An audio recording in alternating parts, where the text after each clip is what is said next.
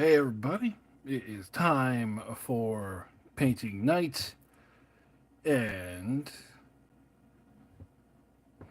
we're gonna go through all of this. Hey spellcaster, how you doing? Thanks for being the first one in here. So, what I'm gonna do with this tonight is I'm gonna be able to get most of the color, well, all of the color on, but then we're gonna do an oil wash, and in order to do that, I'm gonna have to do a gloss coat on them. So a gloss finish or a gloss sealer on them, and I can't do that in the basement. That's like the one. That's the one spray that gets me. Have me coughing like I'm doing bong rips out in the garage. Hey everybody. Hi Robert. Hey Lamont Green. How you doing? So let us go ahead. So as you can see here,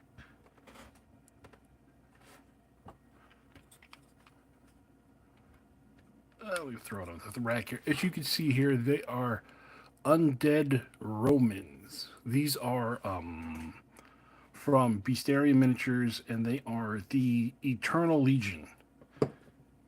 And this is not the whole range. This is just the stuff that I put together for the ossified undead army list. But they got some cool stuff like, check this one out.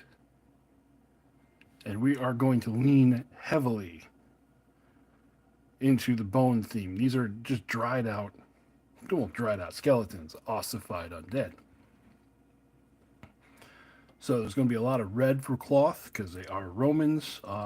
Weapons are going to be kind of a bronze silver color, and then other oddball stuff we're going to throw on there, other oddball colors. So let's start off. We're going to start off with blood red. Start off with the most striking color first.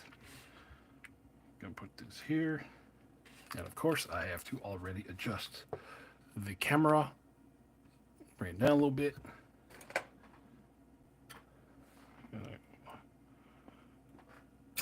Add a little water to it.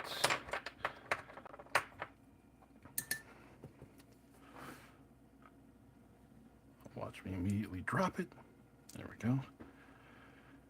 Do a little mixy mix.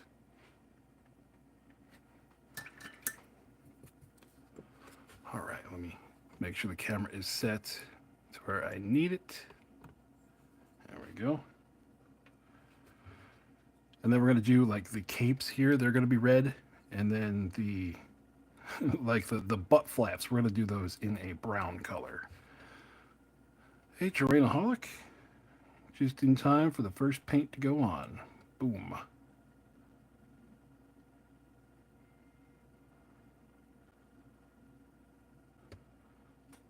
And that's the wrong brush, I can tell already. Let's move it over to this one.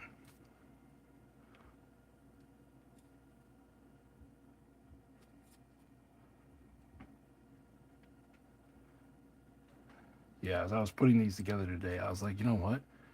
I think this one's going to be relatively fast. Let's do a live stream. Do it all at once.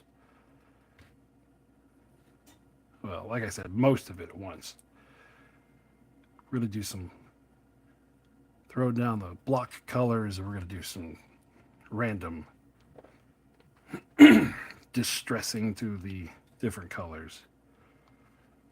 But you all will be able to see the direction it is going.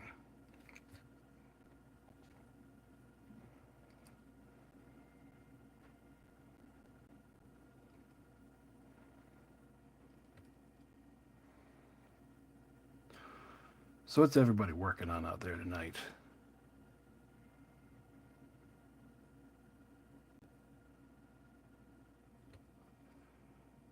No, these are not oversized. These are uh, just the way they come off, just the way the files come. They are pretty big. Let me pull up my Space Marine scaler. So they are, put base to base, they are about 35 millimeters tall. So that's just the size they come when you print them. Looking at that now, I could have scaled them down to fit more on the build plate. But we got what we got.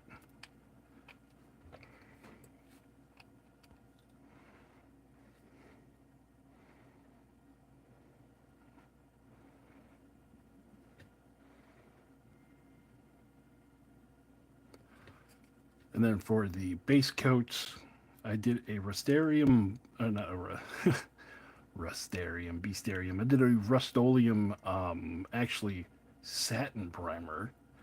I can't remember the color. It was the closest I could get to like a dry bone color on the shelf. And then just a white dry brush over it. You could barely tell. But hopefully that should be able to help us out a little bit with some highlights.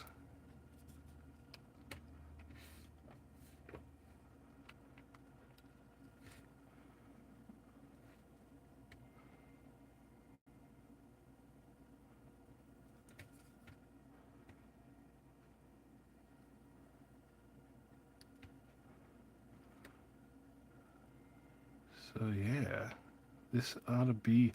This is going to be one of those interesting armies to field because this kind of falls into. Oh, you guys haven't seen it yet. I've done so many videos this week. I forgot what's been released yet, but most of you guys have not seen the Shadow Stalker video yet. And these are going to be along the same lines. These STLs are Bestiaria miniatures. They are the Eternal Legion line. Undead Romans.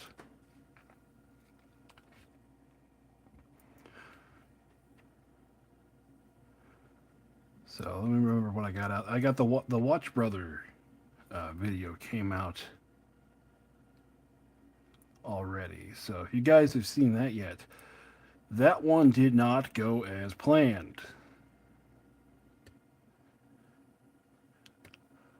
Yeah, Riverboat Sam, these are going to be for OPR. I'm going to be using these as ossified undead. They are the last undead army for me to do for Age of Fantasy, and I figured it's spooky season. I might as well get get it over with.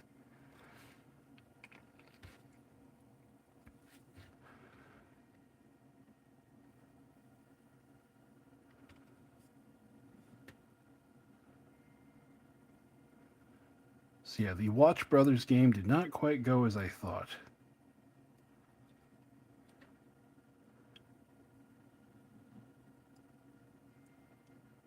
But that's okay.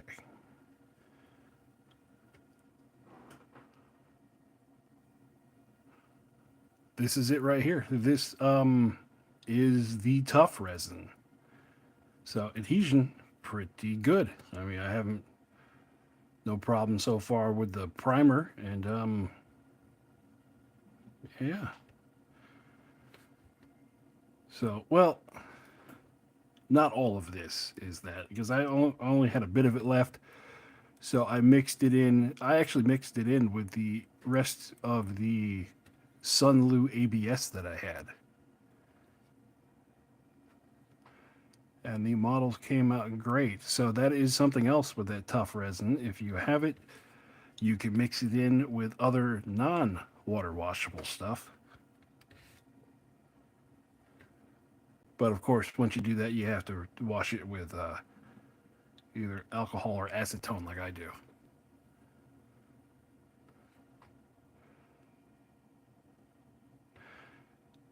Yeah, that tough stuff was great, isn't it? I bet you're going to be happy with it. I know I am.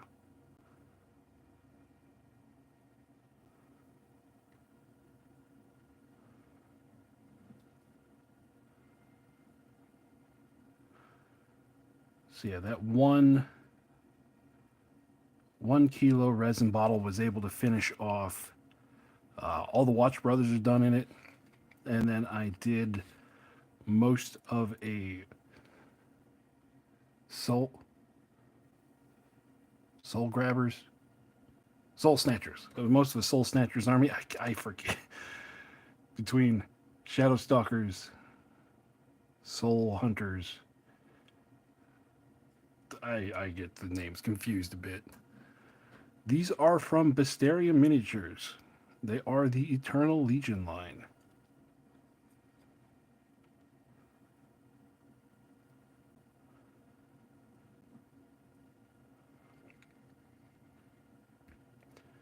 And if you missed it in the beginning, we're going to be doing mostly red for all of the capes and cloths, uh, brown for the little underoos, and then mostly bronze for the medals. For the Soul Snatchers, I went with a theme. I went with a xenomorph theme. So they are aliens from the movie Aliens. It took me a long time to realize that they were called xenomorphs. But yeah, I went with a theme. It was two squads of Soul Snatchers, two combined squads of Soul Snatchers, five more Soul Snatchers, and then two matriarchs leading those squads, the big squads, and then two squads of elite Soul Snatchers. So definitely leaning on that theme. And I actually have the rest of the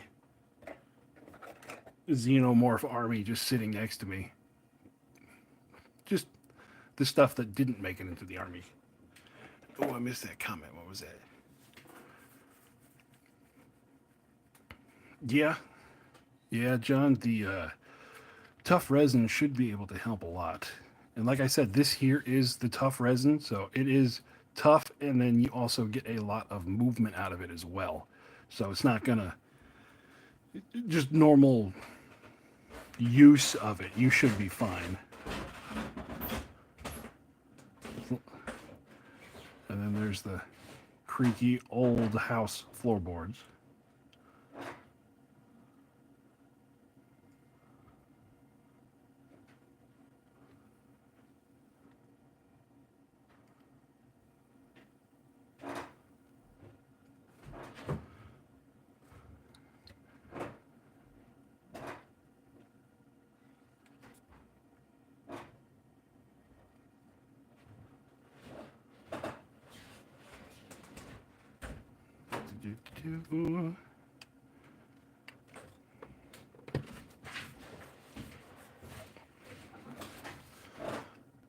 Right, there's a whole lot of movement going on up there. So this is one squad of 20 of, I forgot what they're called.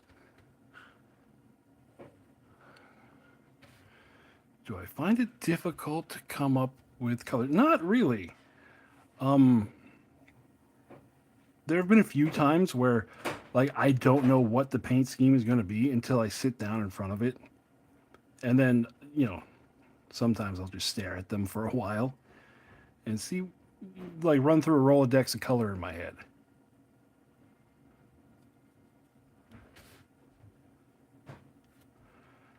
Oh, yeah, these are going to be ossified undead.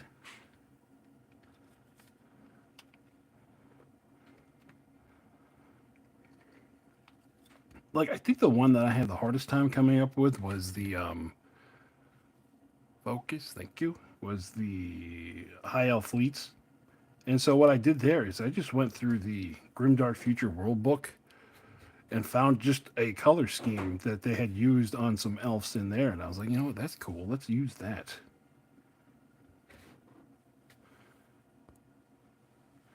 Hold on, is there a way I can get it to where the chat does not go away?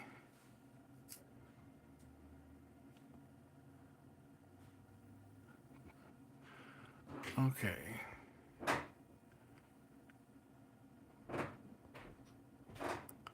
Okay, there we go. Yep, we are going to be, well, not contrast. This is all speed paint. It is going to be 90% speed paints. Same concept though. Same concept. Army Painter sponsored me.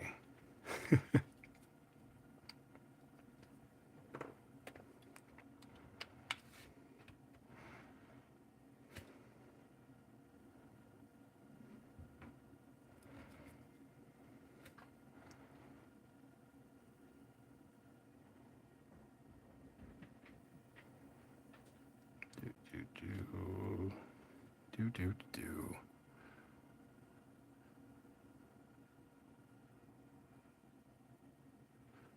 Oh no, Army Painter did not sponsor me. I'm saying Army Painter, if you're out there, send me a sponsorship. Oh no, no, that'd be cool. I would let everybody know if Army Painter sponsored me. Sure. When what I'm gonna do with this is just gonna be me going through the colors, and then after I get done with this, we are gonna do like I'm not gonna be able to do all the oil washes and stuff just because that takes 7 or 8 hours to do a coat of that. What I'm gonna do is cut it all up into an actual like video with some music and some fast forwards and go through the whole process so that you guys get to see the finished product.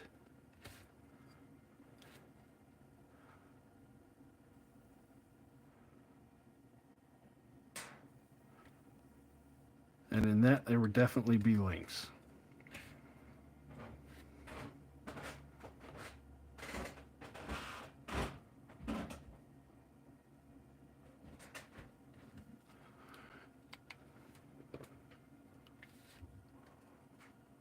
Yep, ossified battle report coming soon, faction overview and all that.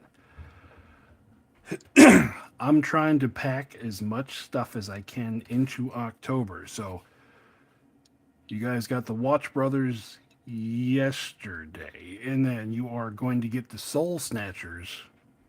You guys are going to get the Shadow Stalkers on Saturday.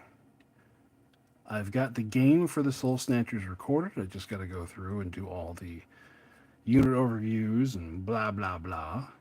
And then that will be sometime early next week. And then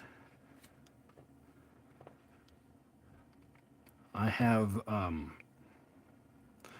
someone that is coming to the garage that has actually never played OPR before. So I'm going to teach him how to play OPR, and we're going to record it. And that's going to be, I think, Wednesday next week is when I'll put that video out. So these, I don't know, what's the day today? It's like the 19th or something like that. 17th. These are going to be before Halloween, definitely, because on Halloween I am planning something rather big.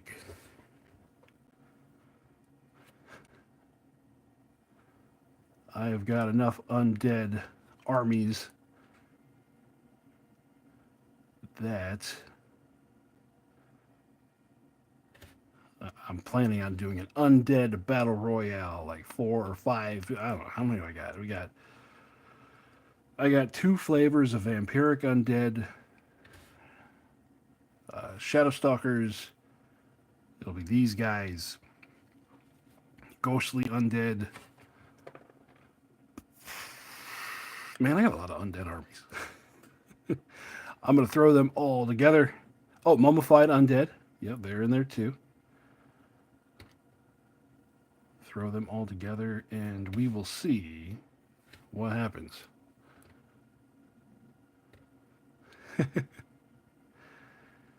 Oh yeah.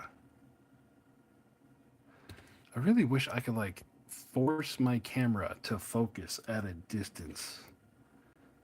But I record everything on a cell phone, so. Hi, Rigor Mortis. How you doing tonight?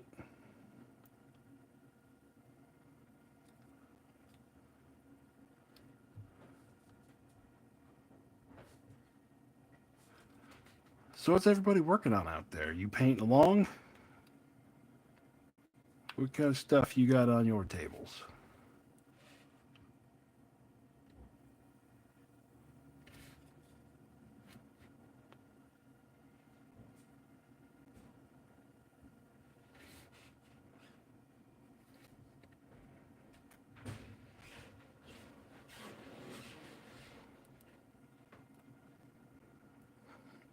Cool. Cool. I definitely like their new Human Defense Force stuff. There you go. Yeah. Human Defense Force, I have hundreds of Human Defense Force stuff already, but of course, OPR brought some stuff out that I really like. So I'm going to wait until they're done with the release and then go back through and make models for the units that I don't have and the stuff they just came out with, like the new robots. No, just got back from Escalation League. How's that go? How'd that go? Get in there.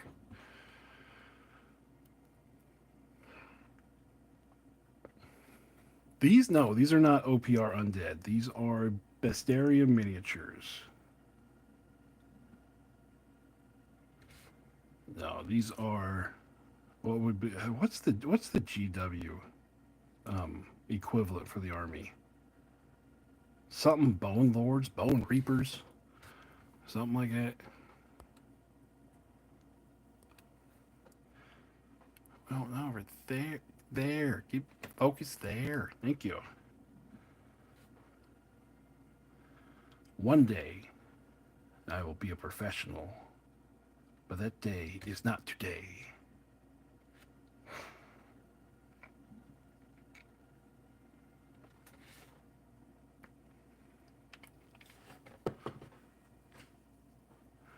Nice.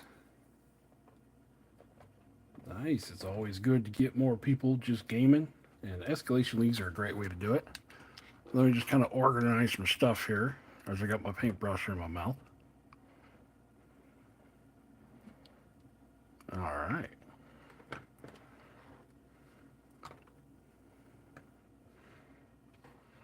Do we want to? Yeah, okay.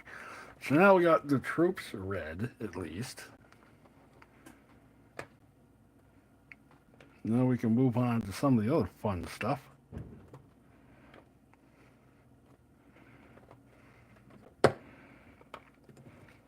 And with all the washes and stuff, this red is not going to be the final red. We're going to do some dirt on the very ends of them, and then the brown wash will definitely work on those recesses. So now we got this guy who is that unit's hero.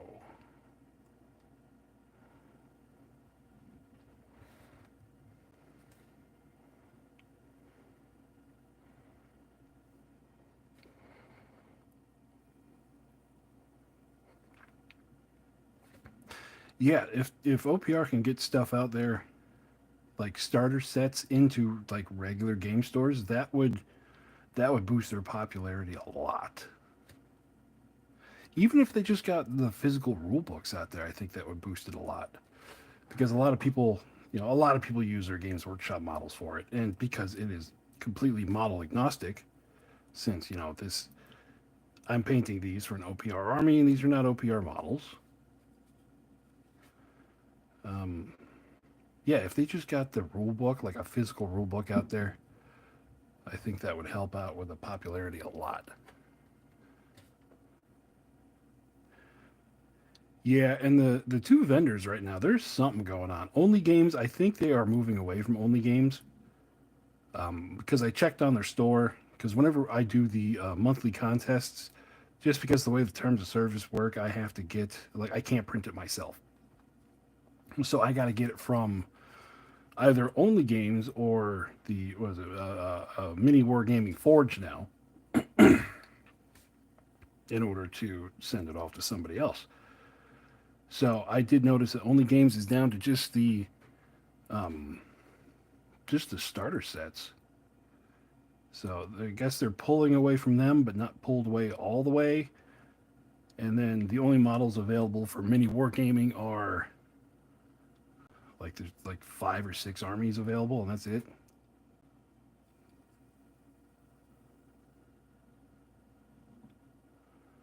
So I'm sure they're working on some distribution there.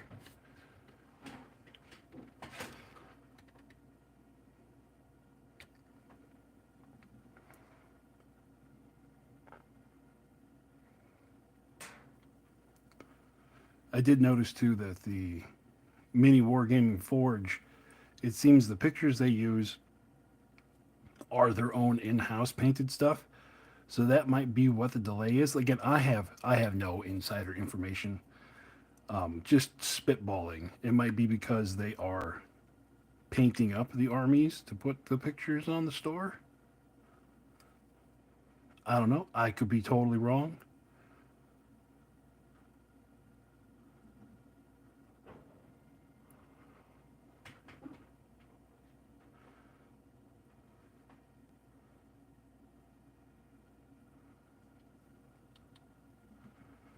Okay, almost done with this guy's red.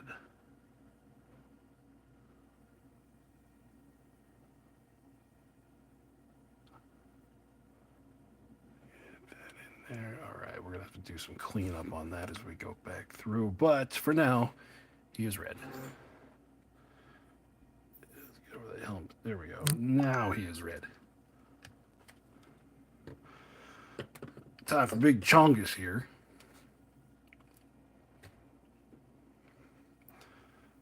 All right, for this, what am I gonna do red on this one? The only cloth is like his butt flap down here, so I guess that's gonna have to do. Yeah, it'd be real nice if they did merchant licenses, but I know, what's his name? Gaetano has been asked about it, and he is very against that. So I don't know. It feels like sometimes there are little roadblocks that are put in the way.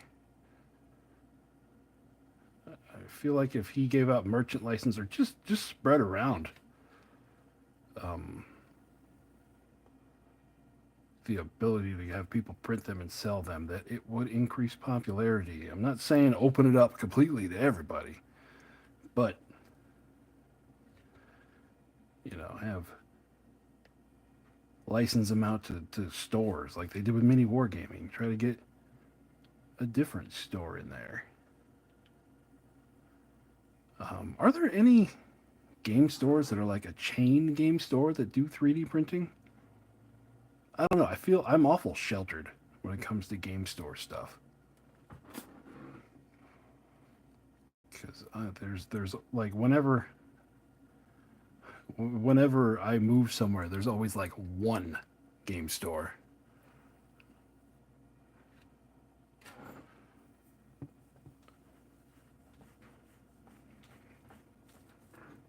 Yeah, if they get the box sets in, they will be set. And guaranteeing quality, yes, that's just a hurdle of 3D printing is yeah, because a lot of what it turns into, and I remember when I talked with Northern Exile on his channel, a lot of what it turns into is everyone's just trying to turn a quick buck on this. Hello. So it will be like they'll use the cheapest possible stuff on the highest possible layer settings, and things just come out just blah. But it's I don't know. It's why people that just buy stuff from Etsy and then complain that 3D printing does not look as good as physical models. It's like because you're buying stuff from people that turn and burn stuff instead of having your own setup and making sure that you know what you're putting in there.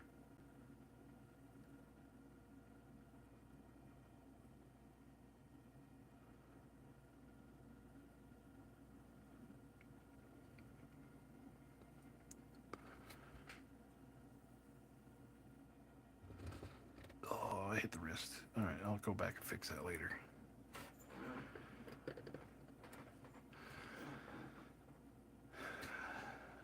Could I like all the armies I make? Could I do them cheaper? Could I do them faster if I changed my settings? Yeah, I could. Would they shatter as soon as I put them down? Yeah. Would you be able to count the layer lines on the face? Yeah.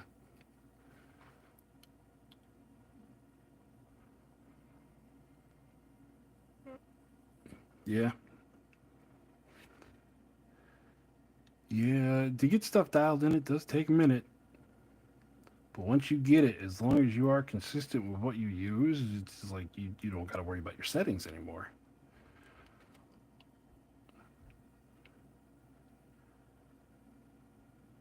How do I rip the supports? I just I don't know. I guess my machine's just tuned in, just dialed in. Hold on a second. What is? Oh, sorry. I was getting all kinds of messages coming through. I got another real life friend who's just getting into 3D printing, and so he's got 10,000 questions.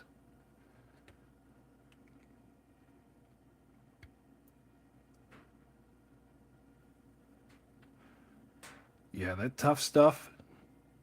It's at the right price point for me. It's a little bit more expensive than Sunlu. Well, maybe not, just depending on what sales you catch. But like I was saying earlier, whatever you have left over, if you were using Sunlu, you can mix it with the tough stuff. But at that point, it's no longer water washable. Just throwing that out there. Just get in there. Just get red in there. Just get red in there.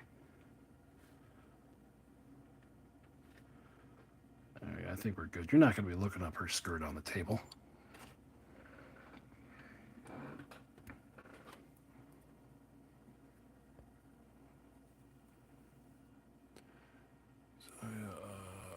Ba, ba, ba, ba, ba.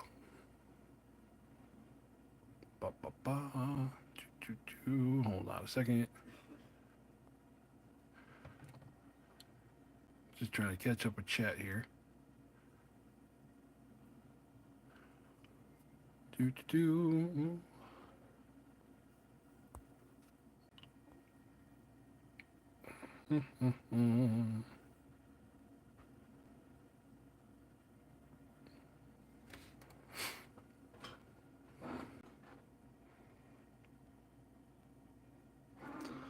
Okay, best army for a beginner. That depends on what you are looking for. Like, do you have any wargaming experience, or not? Like, that's something we could talk about for like a good half hour.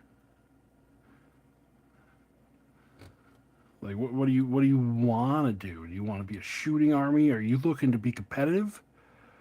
Do you just want to win? Do you want to punch stuff in the face?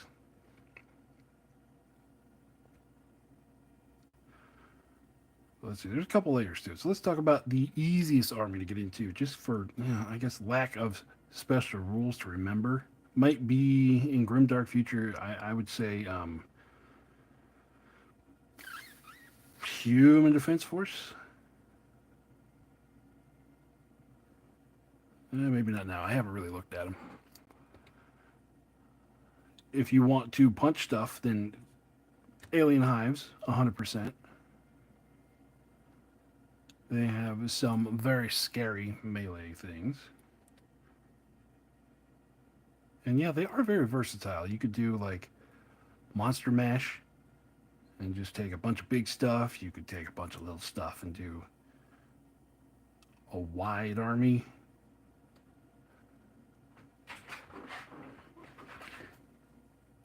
Well, yeah, the one you like the look of most is normally that is the right answer, but here in model agnostic land, it's whatever you want it to be. See, like this here, even though I'm painting it as ossified undead, this could be an alien hive. The only thing that limits you there is your imagination.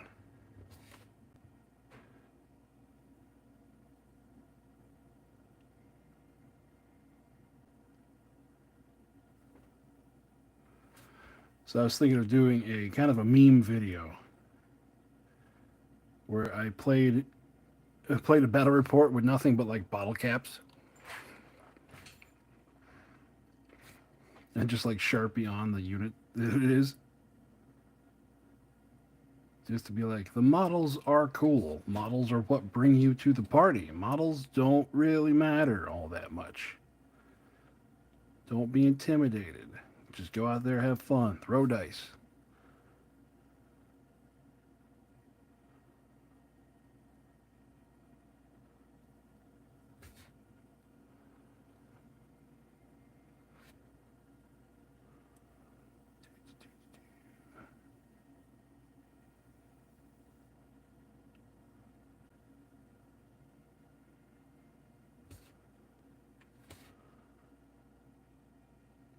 Oh, bring it back in focus. There we go.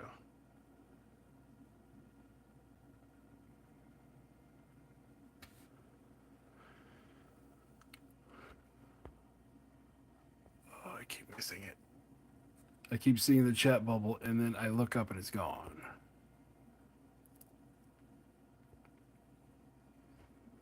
Oh, hobby standpoint, what the easiest army would be? That would be probably just Battle Brothers. That seems to be the go-to for a lot of stuff.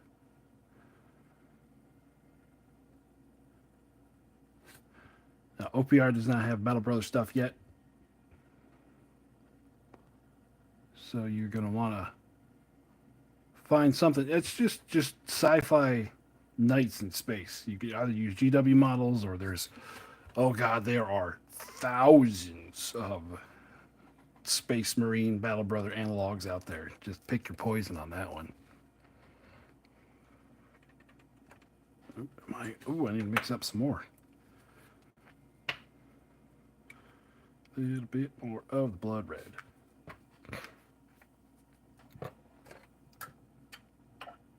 And a little bit of water. Was it too much? I don't know. We'll find out together.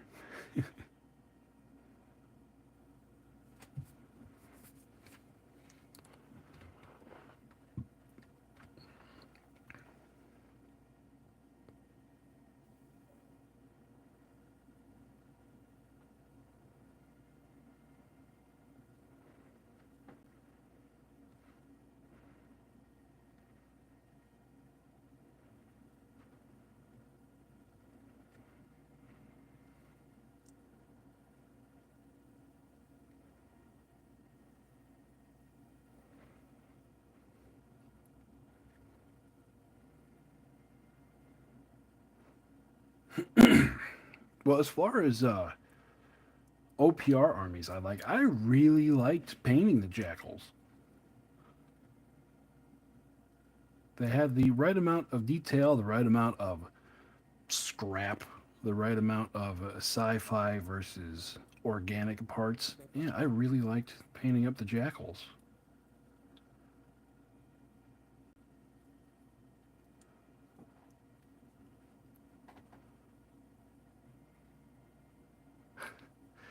How do I turn? I don't know. You can hear it humming in the background right now. They're already working on the army after this one.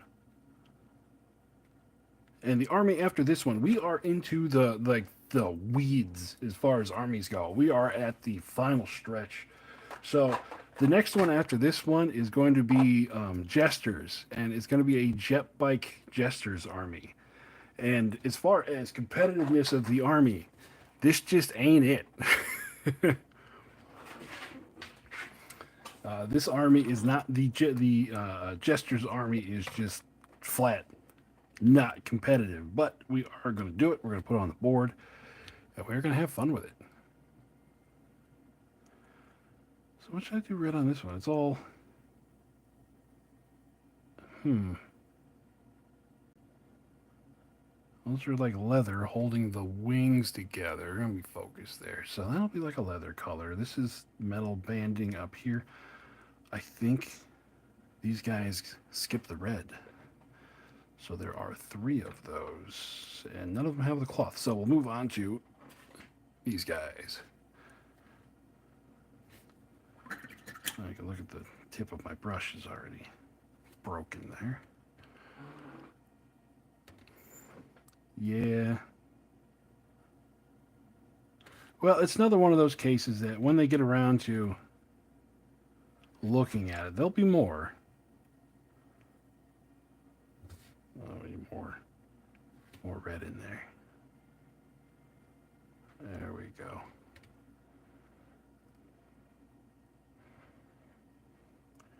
That's a butt flap, so that shall be brown.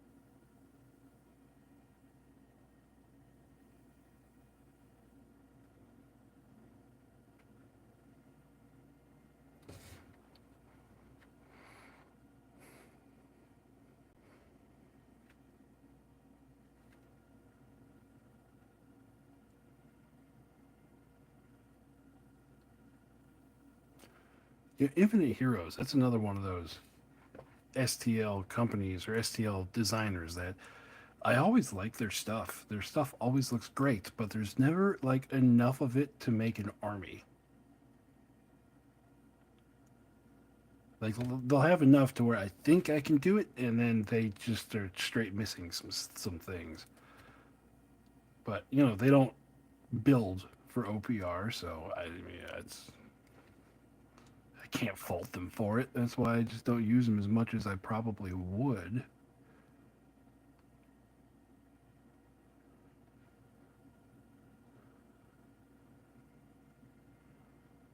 But I think they did a lot of the models for my ghostly undead, especially that centerpiece ghostly chariot. That was fun to paint too. That thing was it was like 100 something points, but the model is massive.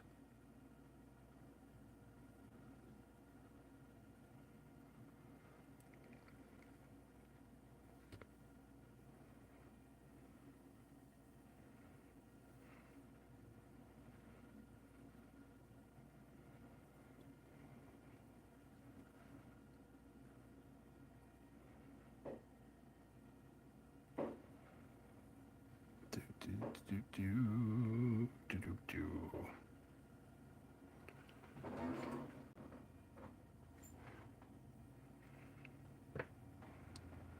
Then one more of these dudes.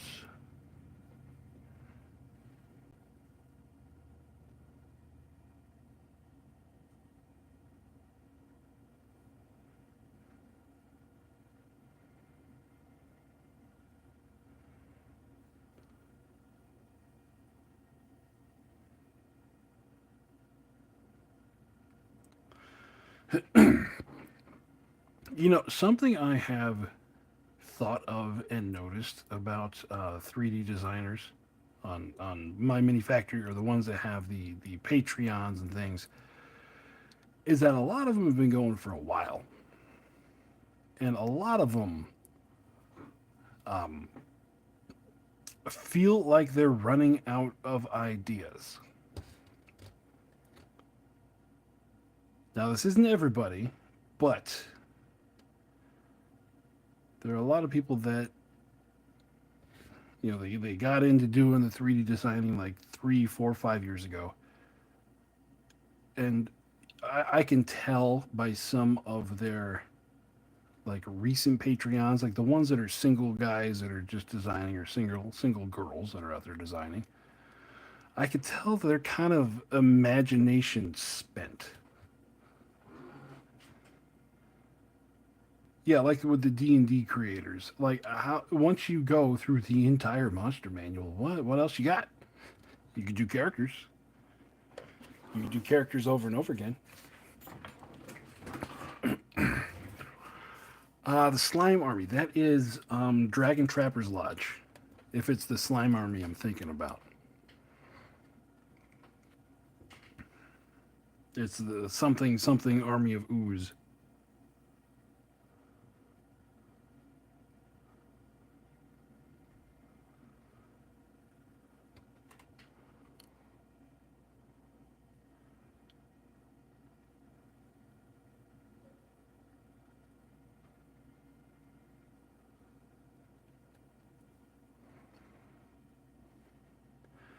Yeah, I really like the look of those too. Like those are files that I have on my computer, but it's like I haven't pulled the trigger on making them yet.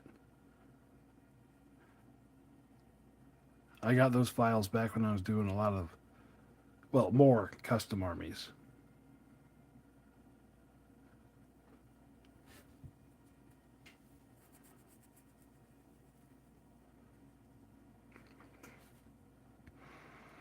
Yeah, if someone expands, then they could stick around in the genre for longer. But like you said, if someone just designs like orcs and goblins, how many times can you redo an orc? I mean, I could think of seven, eight, nine different ways to do an orc line, but I mean, if you're gonna do it monthly, what's after that? Eventually, the well is just dry. And like I said, it's not everybody, but I am starting to see people that were, kind of prominent when the 3D printing design kind of took off years ago.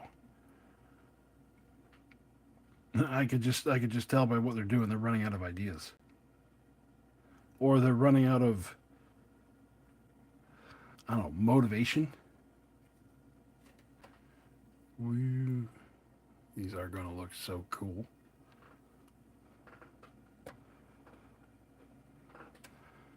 I mean, who'd have thought you wanted undead winged hussars, cataphracts? I don't. However you want to explain this guy.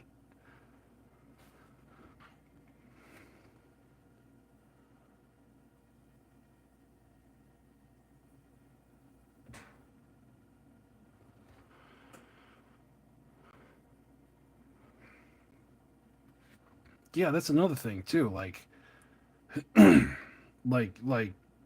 I'll just go back to orcs. Say you want to do orcs. There are so many different collections of orc armies out there. Like Singe just put his out. I did the video on, but then there's Highlands miniatures, and then there's Warp miniatures, and then there's Mr. Modoc, and then there is who was it, Gear Guts. Does a lot of stuff. I mean, this fantasy and sci-fi orcs, but you can pretty much mix the two. So a lot of what we had in the beginning when 3D printing started off, like everyone had their own thing. Like if I wanted orcs, I knew I had to go to like Gear Guts or Highlands. Now there are probably 2 dozen different orc creators that I don't even know where to start with it. So how do you promote that anymore?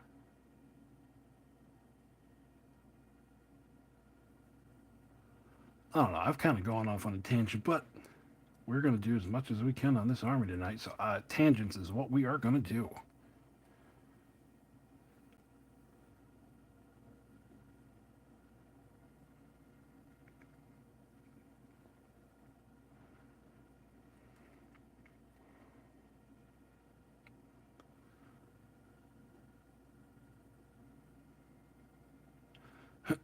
So I think what I'm trying to say is 3D printing is healthy. Like individuals printing their own models is healthy right now. It's the design phase. I feel like we are at the we might have some brain drain pretty soon. Just people running out. And then like if someone new wants to get in, they've got to fight against they got to fight against the tide. Yeah, for the buyer it is great because a lot of guys or a lot of design I just colloquially guys they prices come down. There's sales all the time now. People just enter the market at a lower price point. So for the buyer, there's options. For designers, we shall see.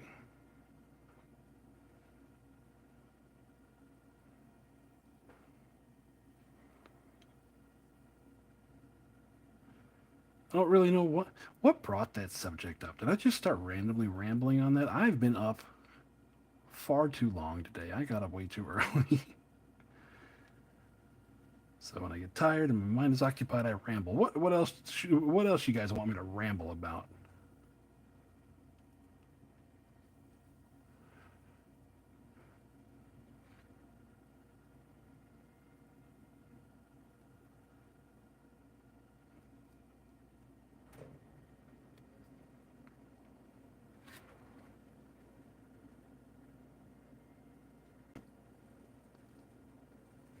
Do, do, do.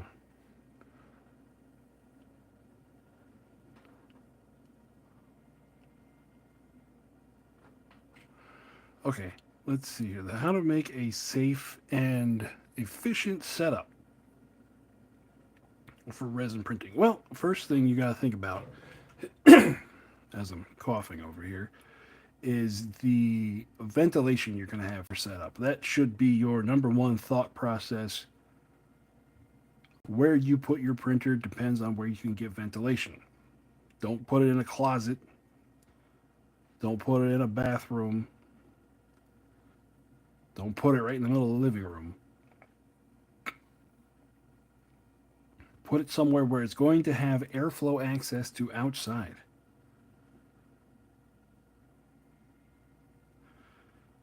So you're going to be looking at right next to a window, right next to some way to get the air out. Where I have it, where I'm down in the basement, I have air vents that are relatively close to the machine. And the way the temperature works down here, it is like a negative pressure environment where there's always airflow going out. So, like, I'll get hit with fumes when I pop open the acetone. But other than that, I can't smell nothing down here. So, ventilation is your first priority. After that, ah, knocking over. Oh, wait, I forgot the stick. Can't forget the stick. So after that, you're thinking about space. You're going to need space for your printer and your washing stuff. Now, if you use pickle jars like I do, or pickle jugs, you're going to need a little bit less space. But if you use a wash and cure station, it'll be something that is a little bit bigger. So if you use a closet, like I said, think about your ventilation. So let's just say you're going to use a closet. You got to think about the output and the input. How is the air going to get into the closet to circulate around to come out?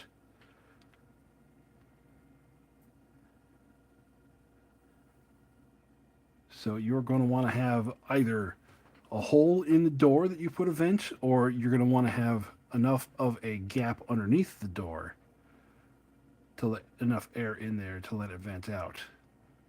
Air in has to equal air out, otherwise you get weird vacuums.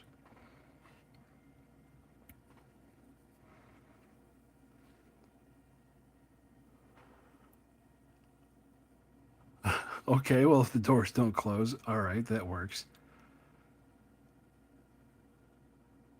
Yeah, if you just put it in the closet and you have enough airflow through your vents to like actively suck the air out, then I can see that working.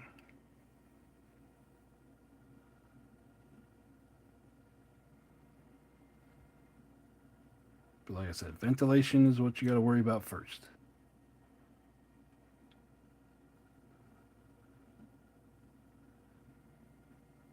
And then next thing would be the space required for your either your wash and cure or just your acetone, like I use.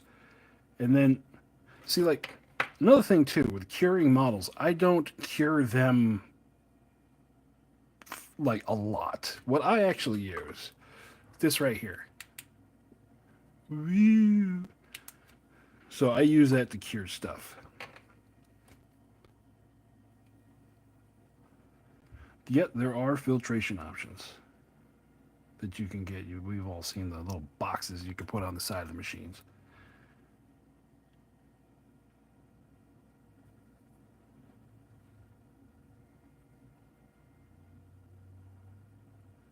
So yes, I don't have a curing station. I use a UV light that I just kind of stand here and hold and flash over stuff until it is done, until I think it is cured enough.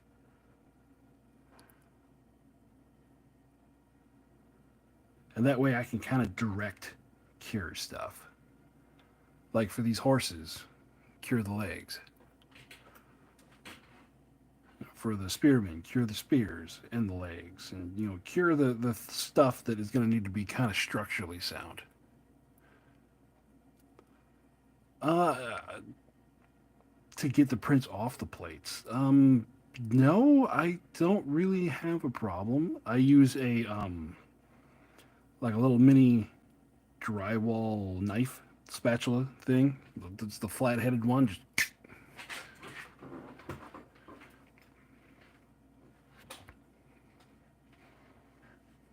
yeah, paint scraper. That's what I was looking for.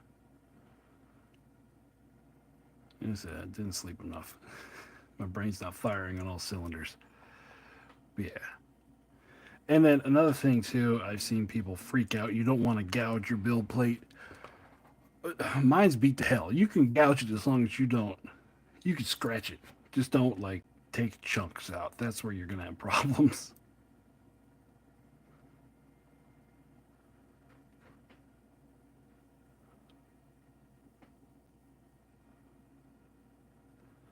But of course, if you all have seen my screen replacing video, you can see that I'm rough. I am rough on my machine. I'm definitely not a person that thinks everything should be kept pristine. Everything is a working tool. Beat it up. Use it for what it is intended to be used for.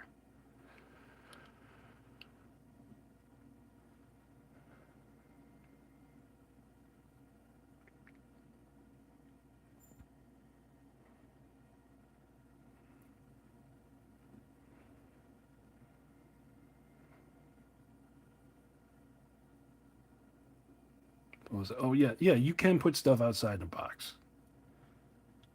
Um, to make it even better, you could take a box and you can line it with tinfoil because the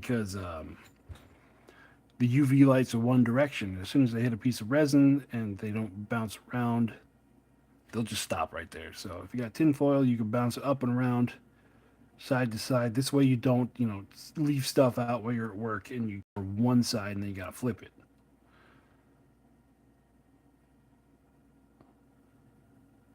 I don't know. I could be talking completely out of my butt right now, but that sounds right in my head.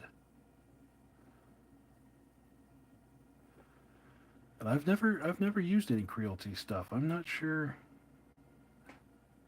I can't give an opinion on it. Never used it.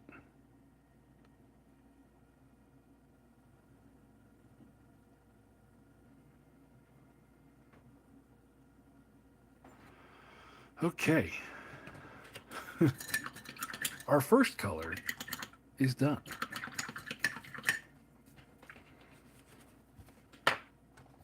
That only took forever.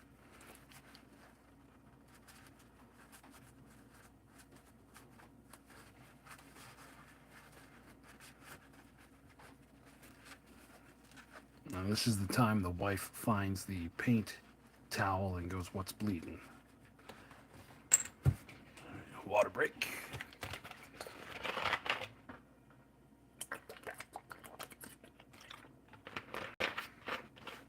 All right, next we're going to do.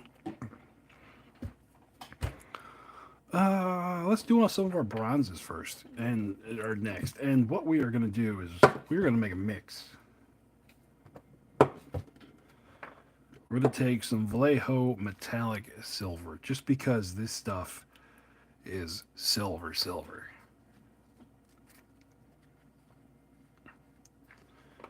Just do a couple little drops of that. Boop, boop, boop, boop, boop, boop. I'm doing a lot, so there we go.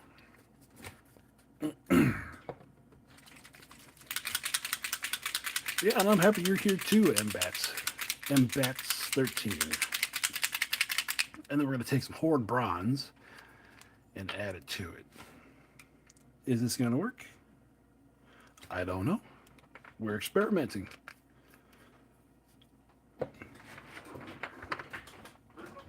And coat the brush in the water and then give her a mix.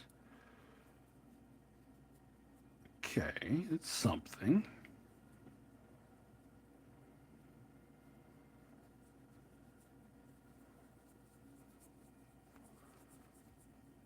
That's something. Let's do a little bit more Horde Bronze in there.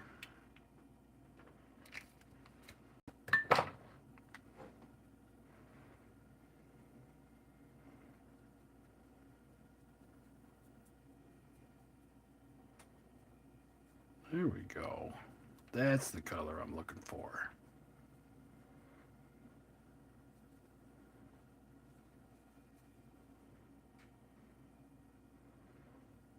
All right, as I coat my table in it. So now we could be a little bit messier. Let's get a bigger brush here. As I'm not as I'm not already being messy. Let's start on the dudes. Push all them back.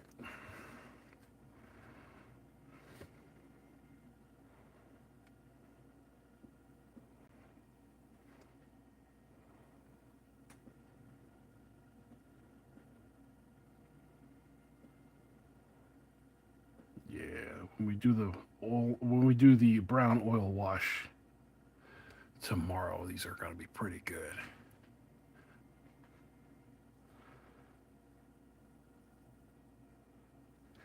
Yes, fellow nerd with calluses. Yes. A lot of people, like, if they see me in real life, have no idea how nerdy I am.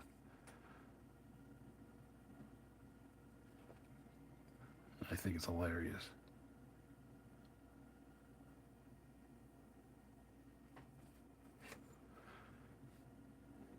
Do, do, do, do, do, do, do.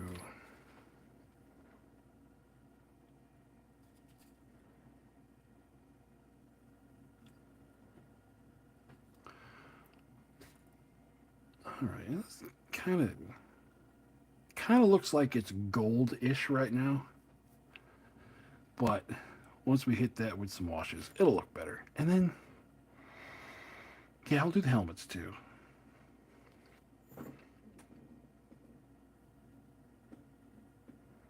Just to kind of pull those in.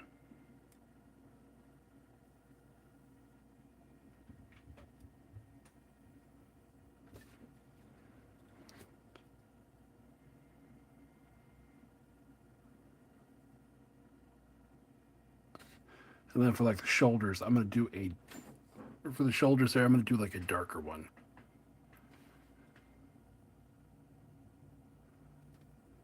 I'm going to do like a darker metallic for it. Okay, there's one. And believe it or not, I'm going to get a bigger brush. I need more paint on that brush.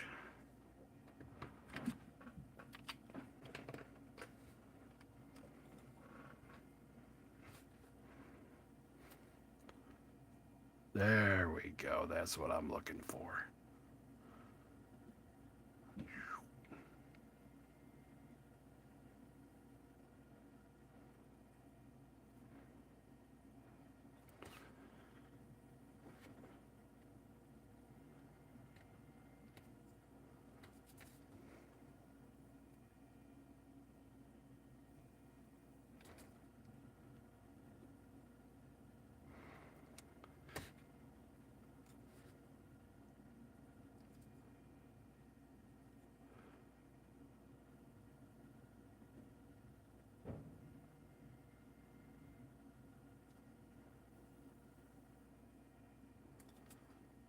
There we go. Yeah, happy little skeletons. Oh, I'm missing that armor as well. Oh, I forgot they have leg armor. Poop. Okay, well, while we're here,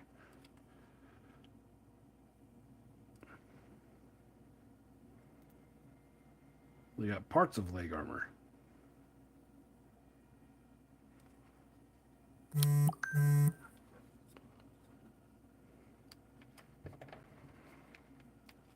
This guy's got an armband. All right, we got some random stuff.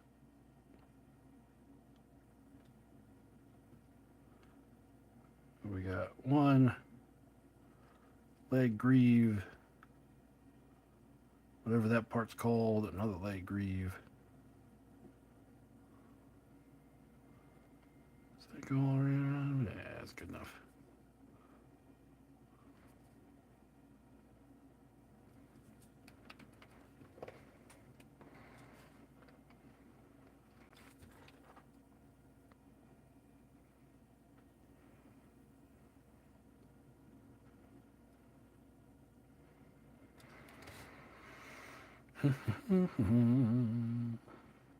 Yeah, happy little skeleton.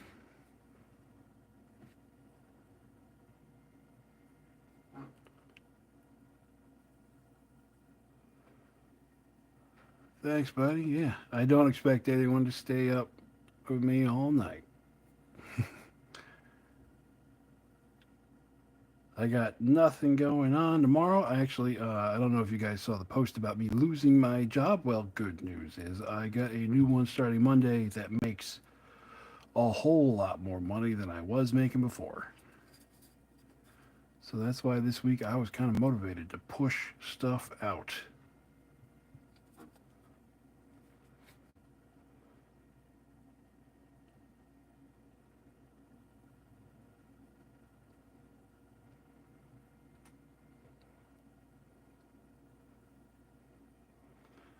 Yeah, it turns out that during COVID, sticking with the same company was not the correct financial plan. And now after COVID, I'm like, wow, I was so underpaid.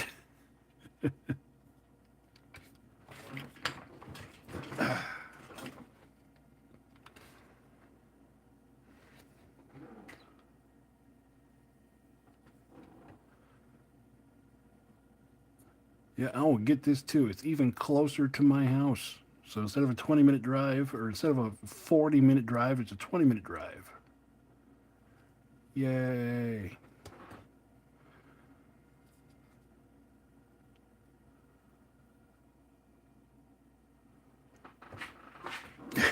As long as the, no, I think my YouTube career is secure.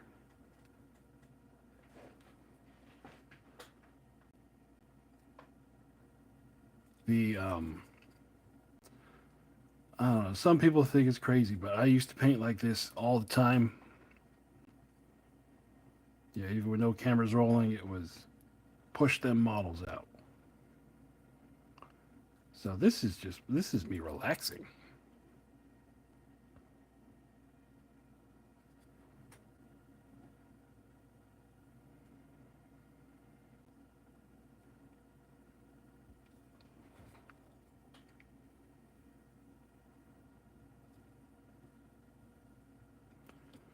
So there will always be, well, at least at least until everyone gets bored of me, I will always be here painting away.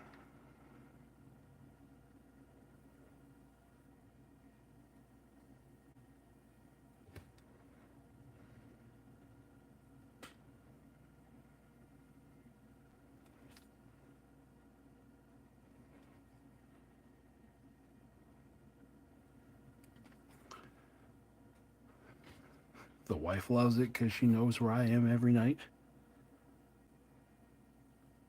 Kid loves it because he wants to grow up and be just like me.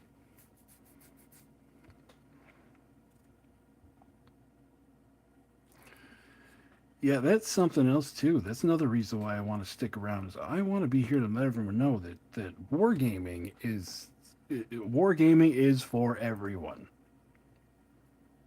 Ugh, felt weird coming out of my mouth saying those exact words, but yes, wargaming is for everyone.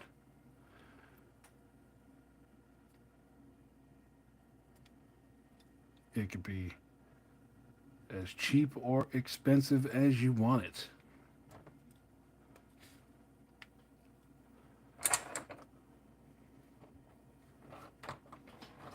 I got a mess over here. I got stuff not stacking up right. I got old paint globbed. Here we go. One more minute.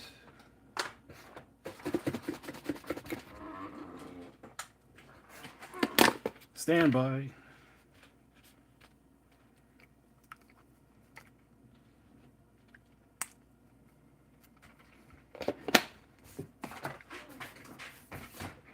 Okay, I'm back.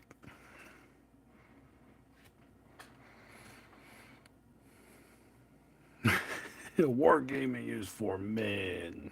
Yes. Let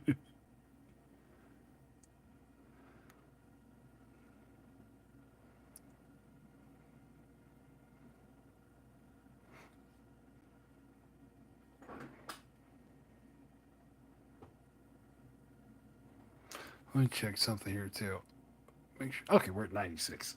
I got my phone plugged in. I was not entirely sure it was going to keep up with the power usage, but it definitely has. So we are good.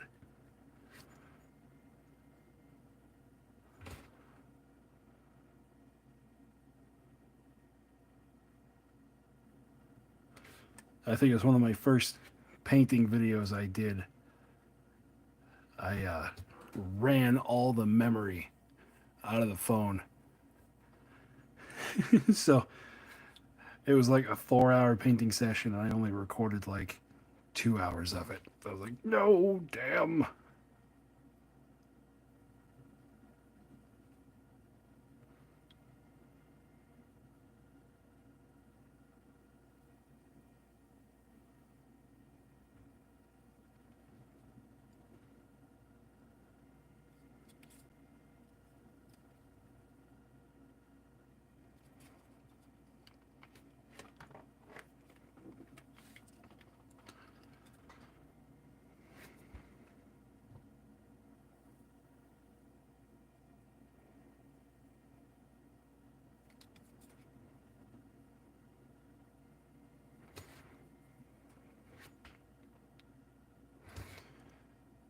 Let's see what armies.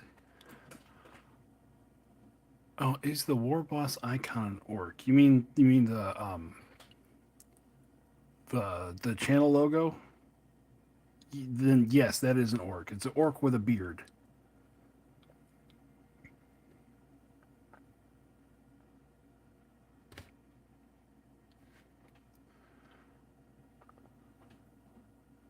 Yep, orc with a beard.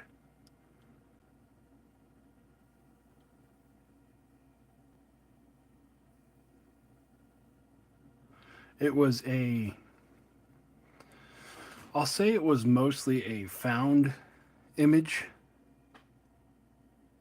that I messed around with. Okay, this is gonna sound basic. I messed around a lot with it in Paint 3D. So all of my graphics are done in Paint 3D. Why? Because I am there's there's like a certain level my technological understanding got to. And then whenever I use something and it works, I just continue using it until it no longer works. And so I messed around with it there. Put some shell. Yeah, it's like, God, it looks compared to what it started as. It had, I put cell shading on it, and then I took most of the cell shading off, and then I never reverted back to the original. So it's oh.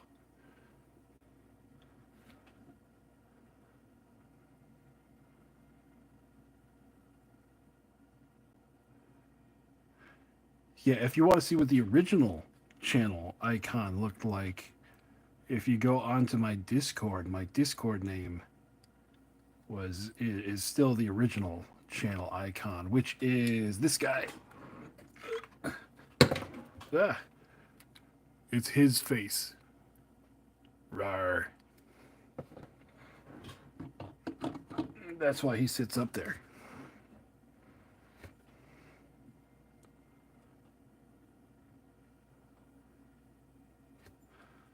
This paint's kind of dragging us out of the water.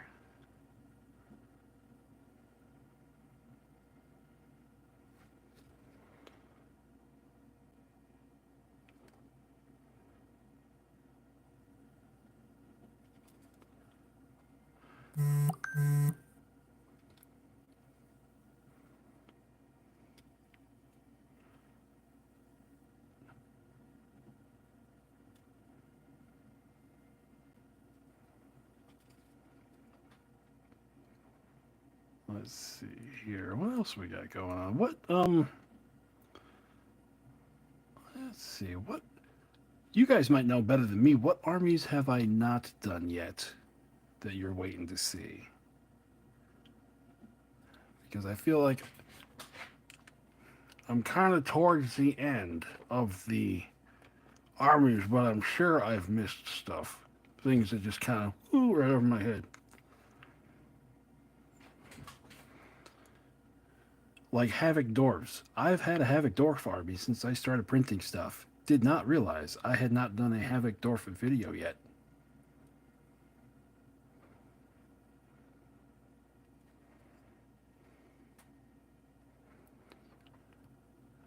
For fantasy, grimdark future, anything. Or stuff that you want me to go back and revisit. Because once we're getting close to the end, and once we get there, I'll have to come up with something. I know I'm going to go back and revisit some armies to like build them in different ways. And mostly because I want to, well, not mostly, but also it gives me the chance to go back and do different color schemes. I have not done Eternal Wardens yet.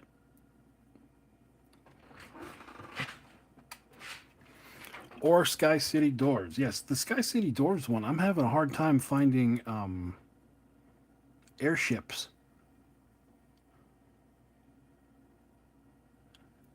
Everything I've found is just like either A, it's not the aesthetic I'm going for, or B, it is such an investment to print. I'm like, ugh, I don't know.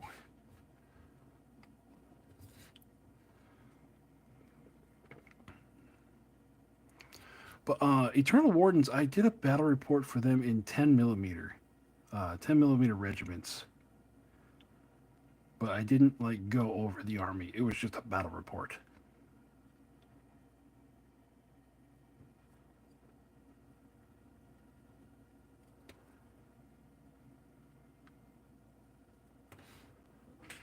I do play D&D. Right now, my character is very convoluted.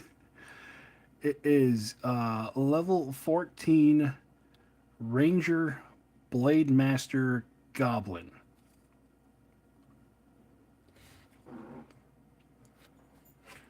And he acts like Donnie Thornberry.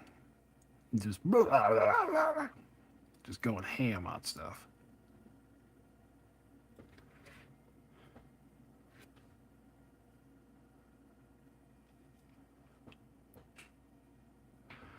Oh no, I'm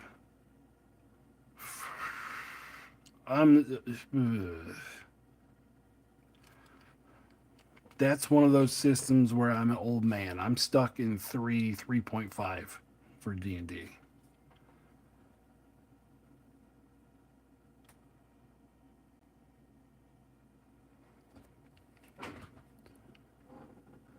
They do. They look like I saw some painted up like the first day they came out. They look just like Spartans. Painted them up green. I was like, oh look. I didn't even know they were OPR models. I was like, oh, the Halo game finally got off the ground.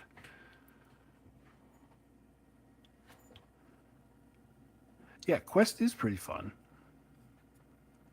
Quest is pretty good, but it's I feel like it's kind of hard to make a video on Quest.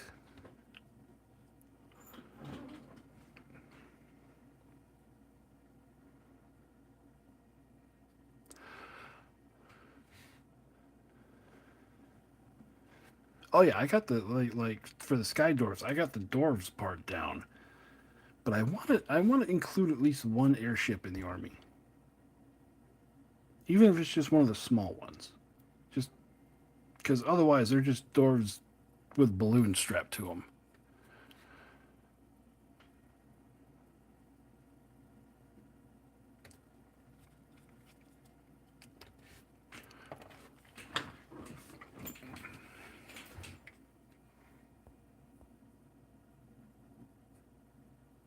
Oh, I missed that one.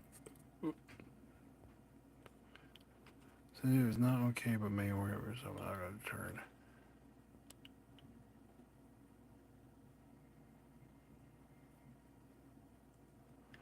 I I don't know. Aether Studios. I'll have to remember that one. Yeah, a lot of the stuff going on with Wizards of the Coast is mind-boggling.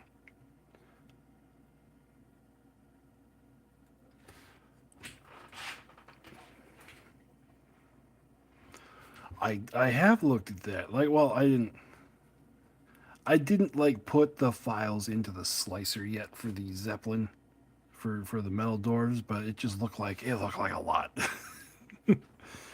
It was one of those where I was like, well, that's gonna be a week.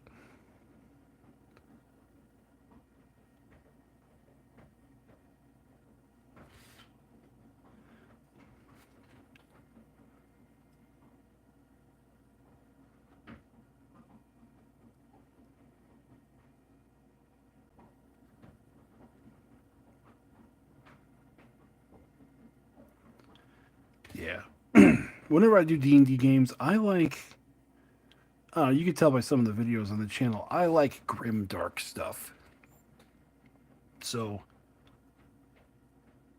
like, whenever I'm the DM, all of my stories are a little bit on the heavier, darker side. And a lot of people now, it's like, you can't kill my character. I'm like, oh, yeah, watch this. Bam.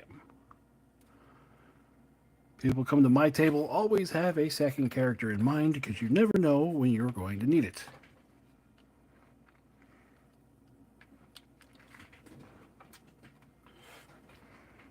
Kind of like I ran a lot of the Fantasy Flight, Death Watch, Rogue Trader, and what was the Imperial Guard one? Path to Glory or something like that.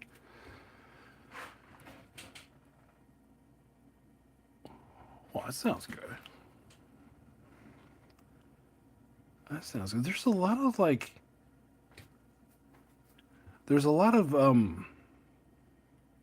smaller like indie stuff that I either already have the book for and just have not jumped into yet, or have looked at it from afar and just sat there and been like, I don't know if I want to spend $20 or whatever on a book and it just be not that great. Like what's that one? Death Wizards. Just concept of that looks cool. And then there's Psalm something. Someone's probably yelling at me, Psalm this or that.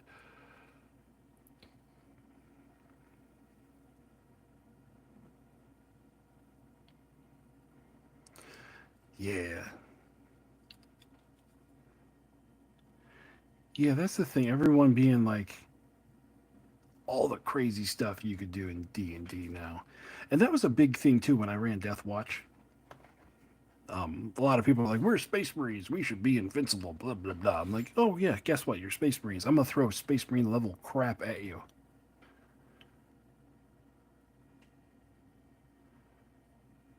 And then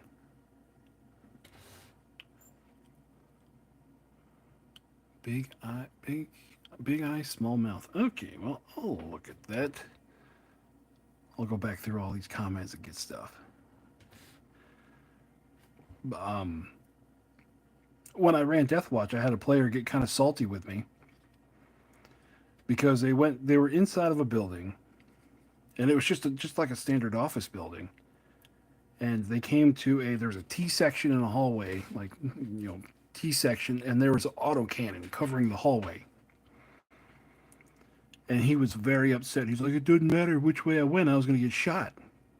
I was like, you're in an office building. Think like a space marine. You can go through that wall.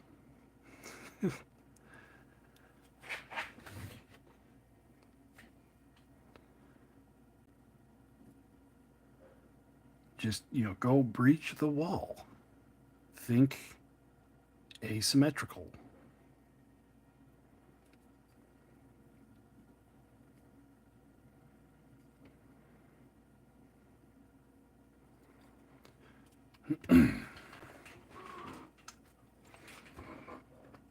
And then I had a librarian that I would peer pressure into, what was it, like pushing or whatever it was called, where you push your psychic powers and bad things can happen.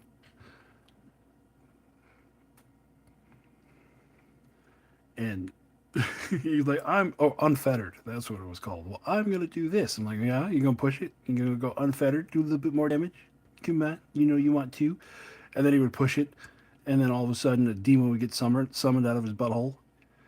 And then, oh look, new encounter. Or he would teleport across the battle space and be like, all right, for everybody else, you disappeared for about 3 seconds, but for you, it has been 25 years. And you've been a plaything of the Chaos Gods for that long.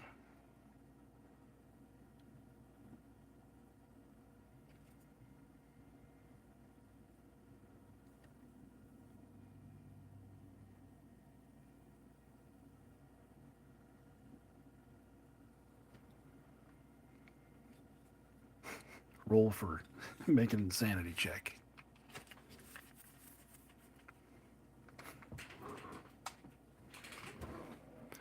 Well, that would be a good campaign. Just especially somebody who didn't. Well, it'd be hard to get somebody that didn't know what the lamenters were into the game, but just spring it on them and be like, "You are the bad luck Marines."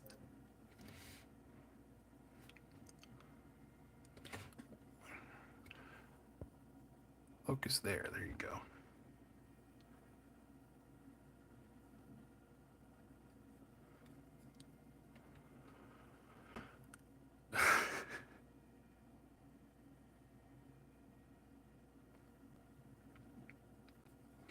Yeah, in that campaign, I had a whole plot of some heretic mechanicus guys were well, the Imperium were fighting the Tau on like space Vietnam, and it'd been going on for generations. And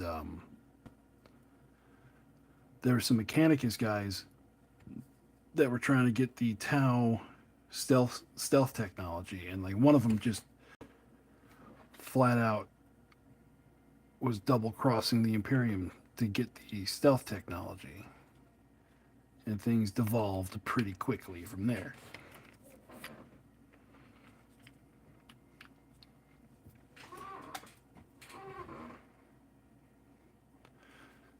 So I made like grim dark stealth suits they had to fight against, which were like piloted by fetuses because they had to have a human hooked up to get it to work, but didn't have to be like a full human brain. It was weird, but they loved it. And in the end, that's all that matters.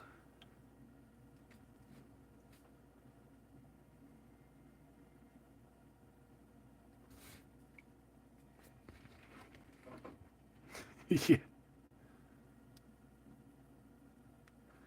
Yup, Helldivers 2 flashbacks.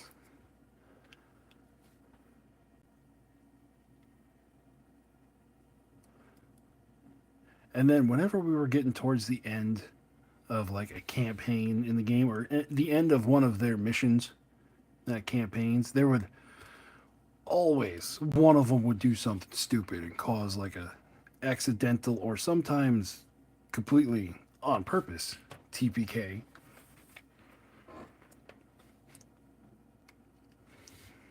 Like once I had them riding in like a 3-ton truck making their way to a spaceport after they gathered all the artifacts they needed to recover during a Tyranid invasion. And one of them just decided that he just wanted to set off a melted bomb in the back of the truck. Boom! Killed everybody except for the guy who was driving the truck.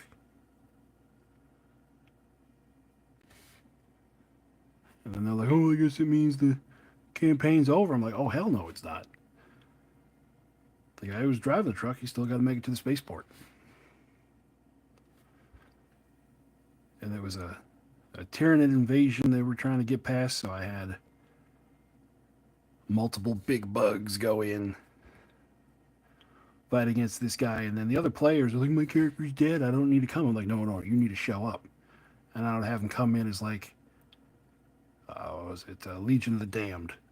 They would show up and help the lone survivor.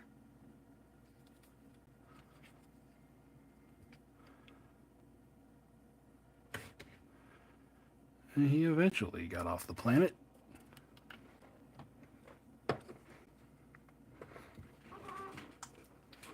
Oh, almost done with these.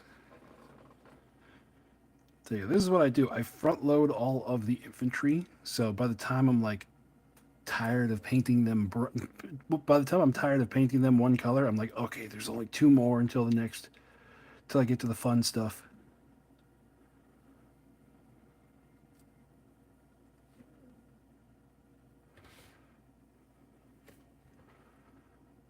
So I did all my orcs. First thing I did with that was the 40 orc boys. And then it was the 30 wild orcs. And then after that, I started doing the black orcs and then the cavalry and the other fun stuff. Because if I did all the big stuff first, I'd be like, well, guys, I don't know if I can get it all tonight. No, I want to get to the big stuff. So we are going to get there.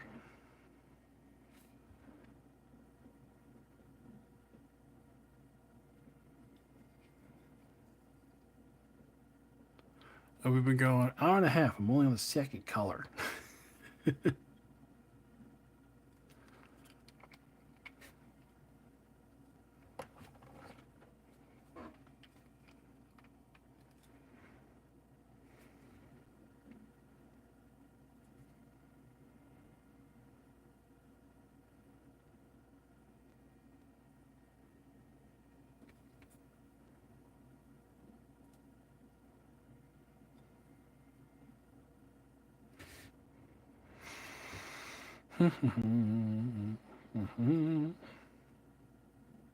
Let's see. Armies I still got to do for Grimdark Future. I know I still got to do, like you guys saw, I have the Jesters that I'm working on. That army is just going to, it's not going to be competitive at all.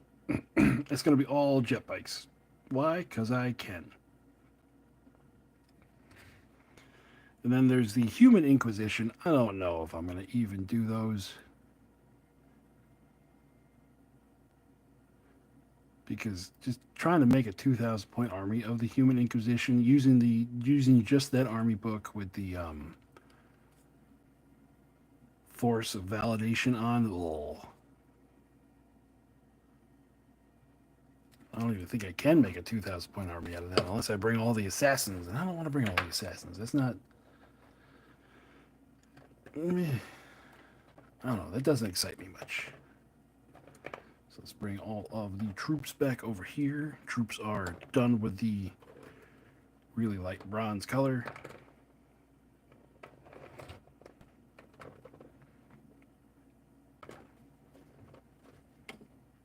Then we'll do this guy. So for him, let's go to a smaller brush now.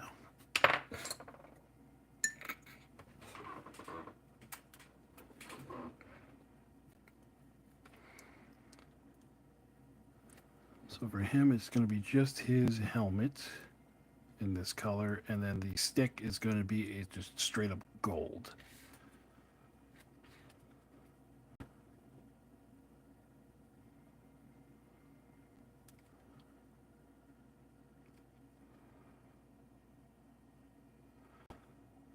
Yeah, breastplate. Well, the breastplate. Yeah, we'll do the breastplate this color too.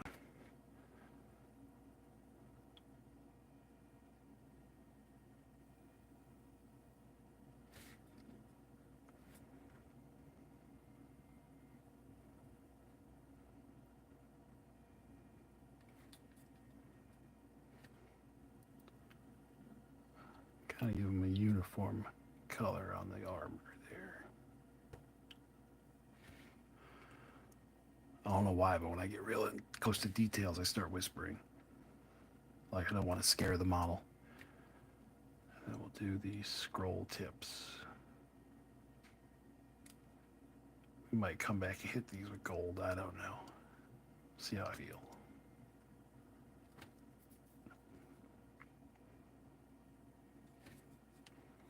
Okay. Big Chongus. Get the shield.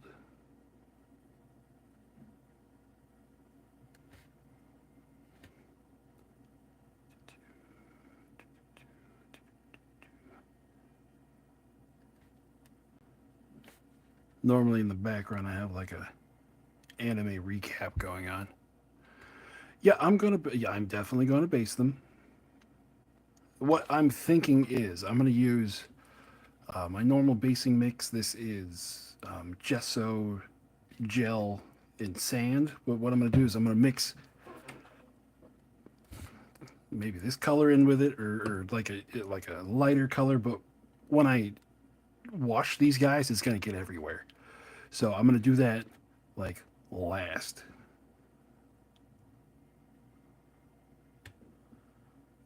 because when I do my oil washes, they I get real messy with those.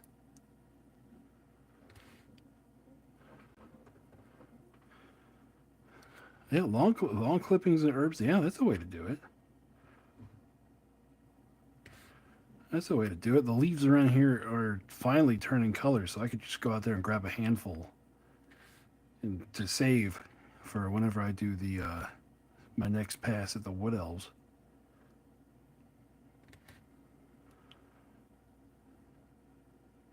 That's and then we'll do.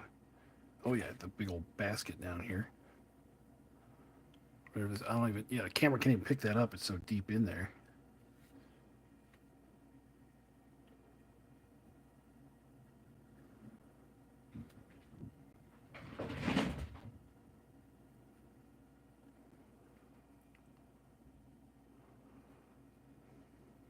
Oh, I have no idea about the lore. Is that the lore? Because that sounds pretty cool.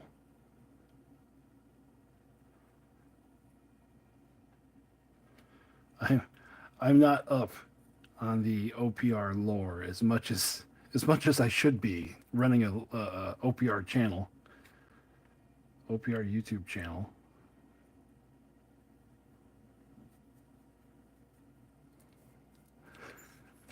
What?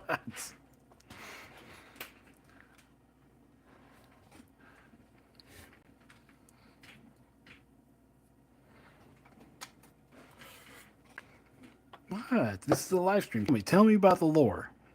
School me on it, because this is what I do most of the time. I'm strapped to the painting table.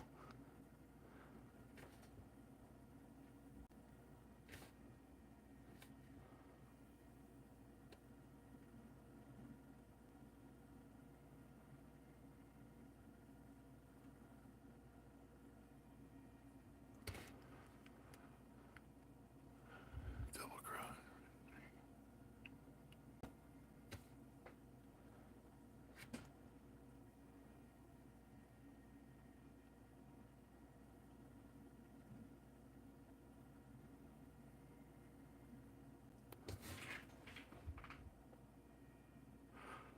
Okay, yeah, that sounds pretty cool.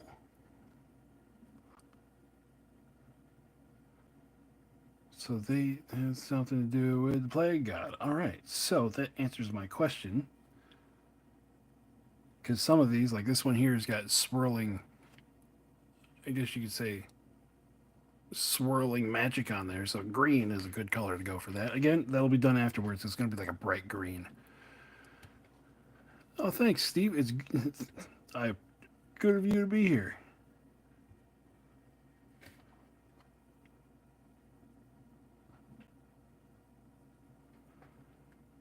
Do these swords, ceremonial swords?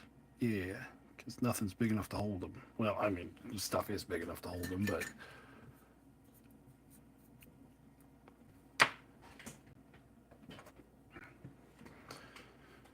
yeah, that is one of the things I do like about OPR. Like, I am up on most of the Grimdark Future lore because I got the World Book and you know read through that a few times. I have not got the fantasy book yet.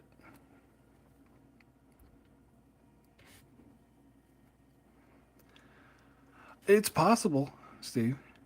It is possible. I occasionally take field trips.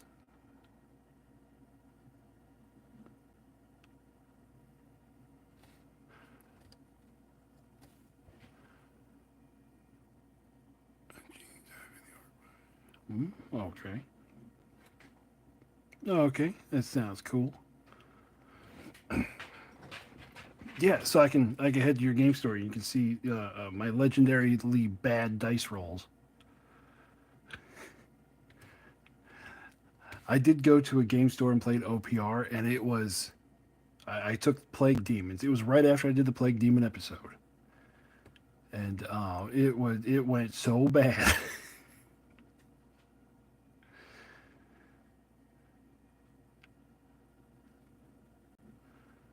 Like the games were great. It's just my dice rolls were just poop.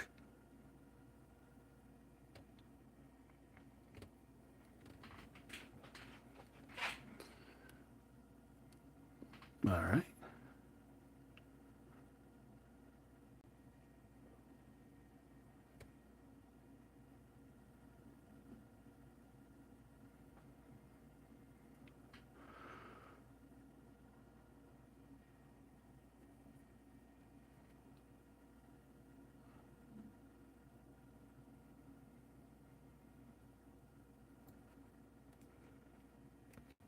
All right. Almost done with this guy. Just the backside of these swords, and we get to move on.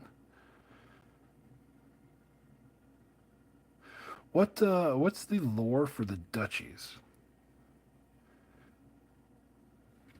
I think I saw a little bit flash up there about the duchies and the orcs, but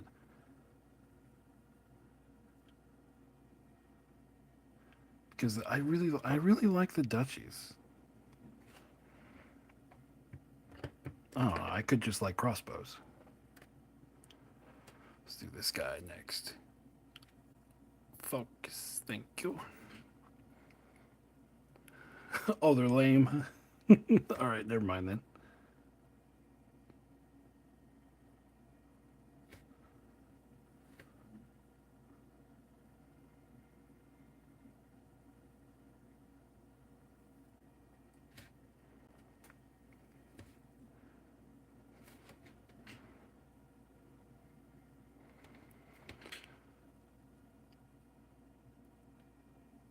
Oh, oh, all right. Well, that was the lore they've had, the little lore blurbs for a while.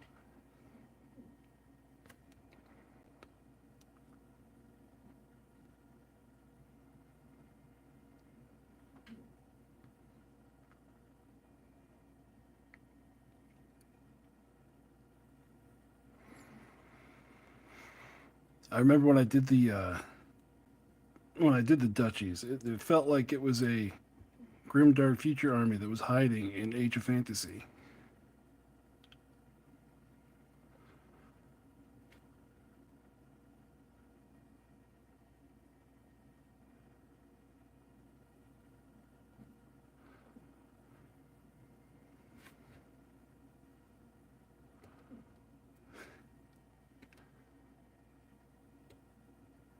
And like, I don't know what they are like now in 3.4, but I remember in 3.3 it was they were a little bit overkill.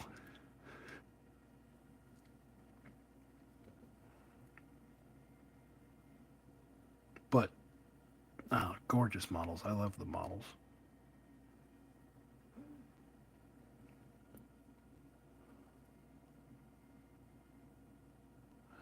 Yeah, yeah. So the ogres made the gates.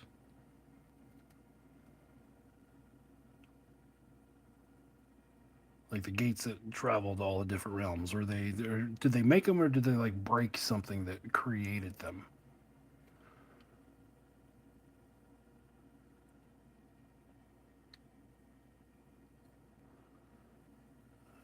Think, oh, shoulders. There's shoulders on him.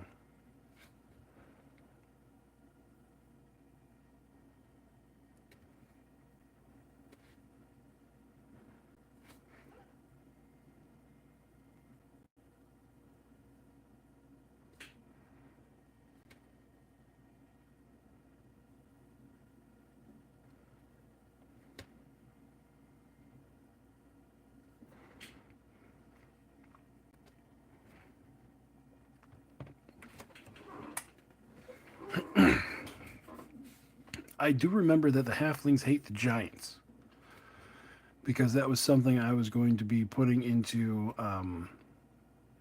the Age of Fantasy campaign I had running. They made the chest live in one of those realms and the home got destroyed. So it gets to try. Oh, okay. Okay, that's cool.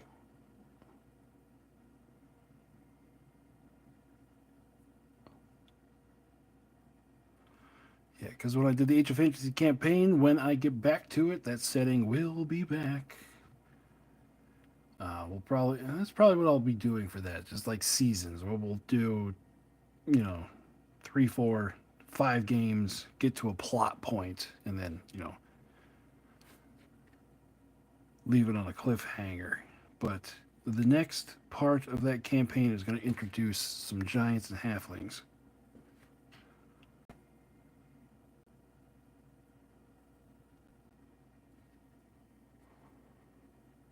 Oh, I got to do a halfling video. I got to come up with a halfling video this year for Thanksgiving, kind of like I did last year.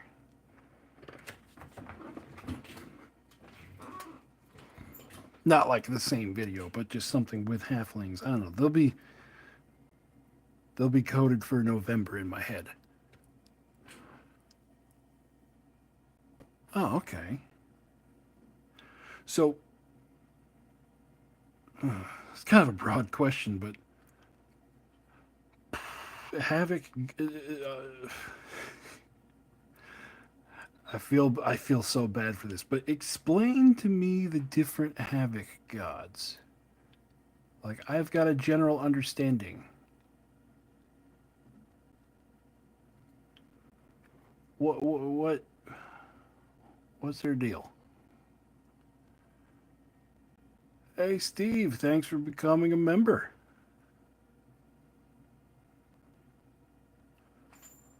Once we get done here, you can check out all the I think one video I have waiting to come out.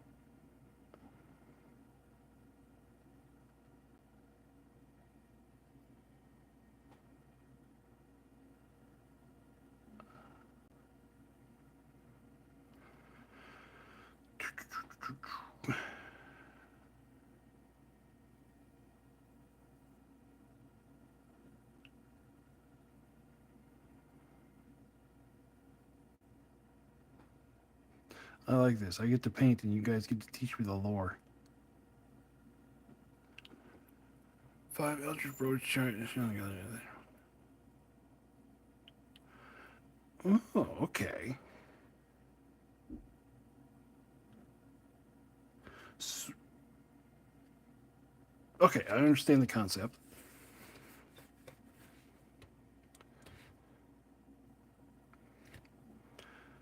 So, okay, I'm putting together pieces that I do remember.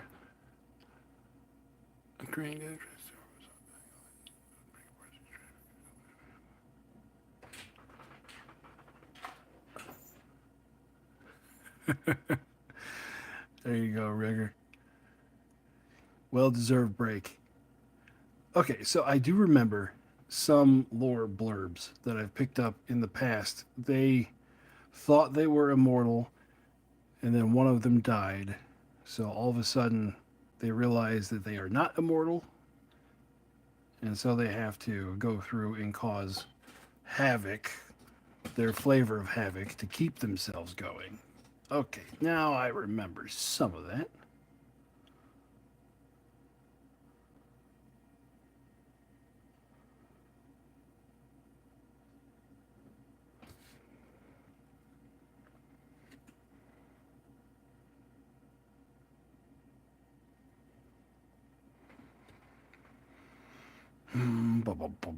This is going to be gold as well. A little bit of water in there.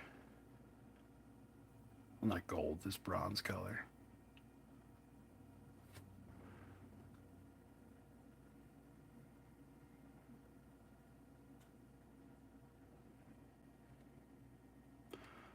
Yeah, it's wood. Okay, well, I'm going to call that wood. It's got a grain to it.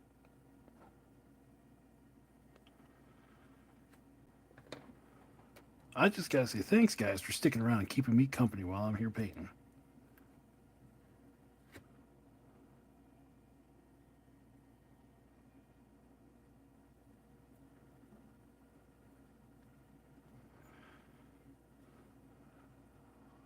Let's see. Drop some more lore on me.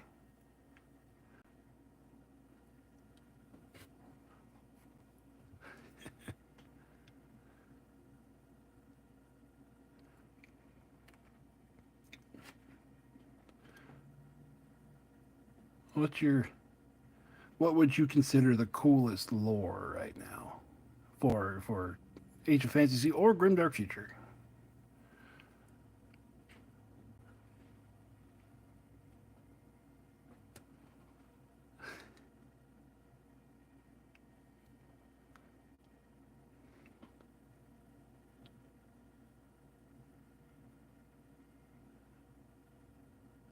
Yeah, sometimes when I do the members only streams, I can tell some stories that are a little bit spicy. You get some of the lore of War Boss Fitz.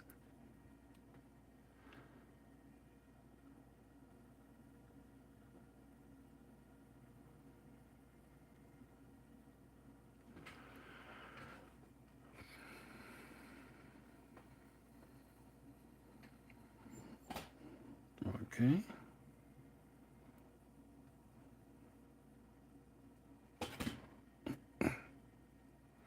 Now I gotta have something for the members.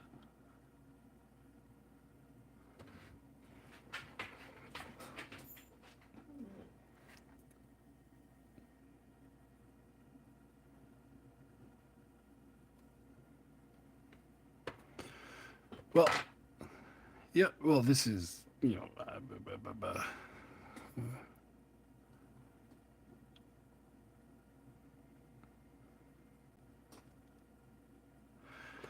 well, this is just my spin on painting. A lot of people do it differently.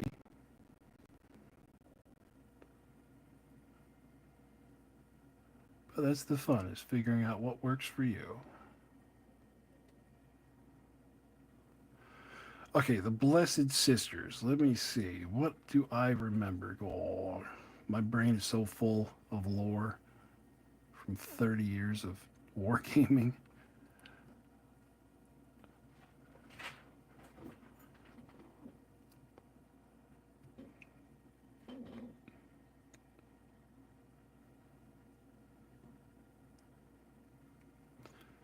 I might have to do like a Nemesis series. Like the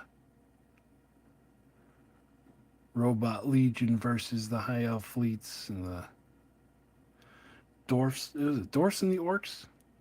Or was that just like the war that was kicking off at the time?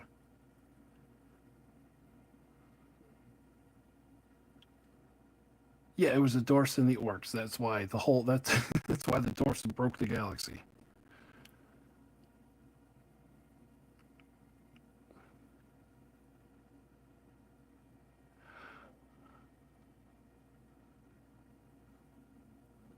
Oh yeah, yeah. Some of it's like, yeah, I wouldn't exactly call it spicy, but I just tell stories from 30 years of wargaming.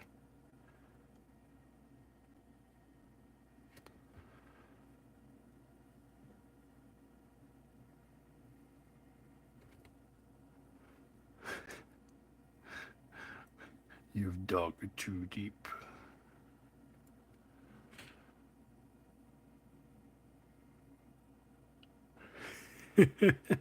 Yeah, the orcs tend to screw stuff up,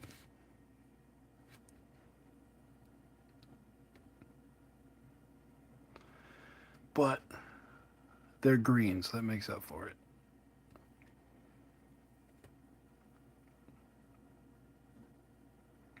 Yeah, I think it's gonna be interesting to see OPR's take on orcs. See if they're any different from regular. Well, the big underbite orcs that we're used to seeing everywhere else.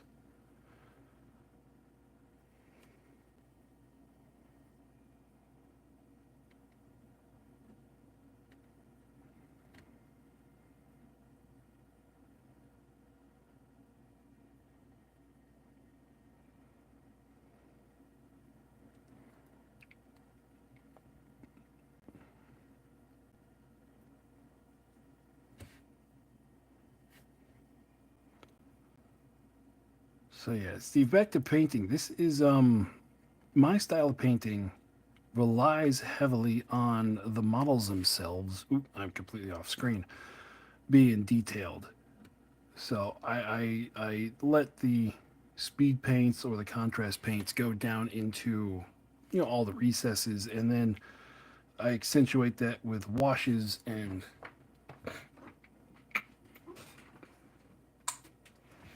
dry brushing beforehand usually brings up all the highlights where I want them. But here, where we are going to be using 90% of the army is going to be bone colored, kind of hard to highlight from that. So I'm going to be focusing mostly on the washes for these to really bring out the pop.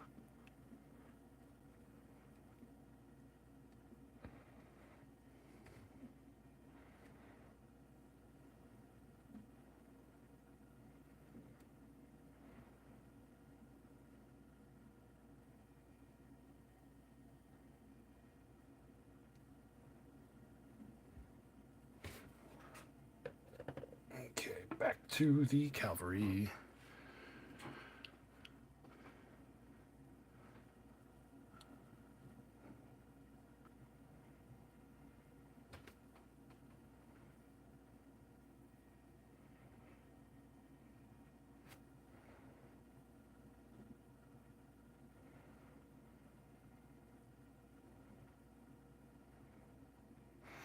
And that's another reason why I'm doing my what should be mostly silver. I'm doing that in this bronze color because silver paired with the bone is going to kind of wash each other out.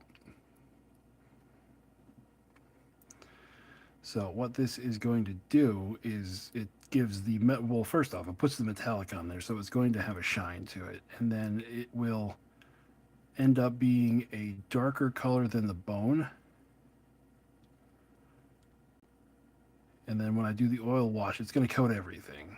So everything is going to kind of drop down one or two shades and then pool in the recesses, which on these I think is going to look amazing. I mean, look at the detailing on that armor scales. I have a feeling that this is going to look great. But like I said at the beginning, we're not going to be able to get all the way there because where I use the oil washes, it takes quite a while for the oil washes to really work their magic. So this is just mostly color color blocking. And then before I do the oil wash, I do a gloss clear coat on everything, just to help the washes move. Because if I don't, see this here, you kind of get weird splotching that you can't really do much with. Because if you work the oil wash too much on a model that you didn't clear coat, you just take the paint right off.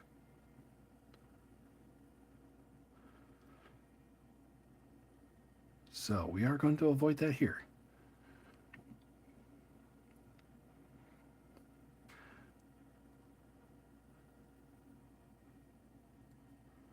Oh, no, that's red. It'll that's another thing. It'll darken up with the washes.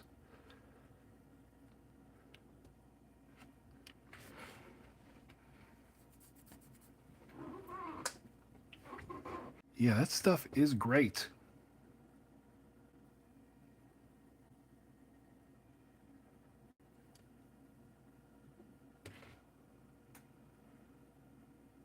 Stuff is great.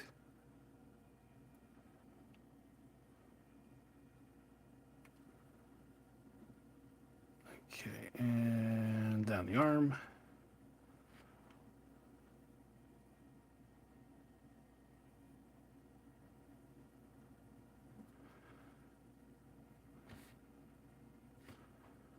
Oh, yeah. Before I do the wash, I'll go through and just make sure I get everything in there.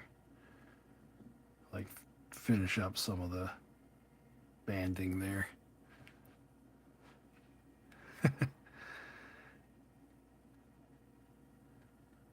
Yeah, I don't know, I think it just looks good. It just looks good on them.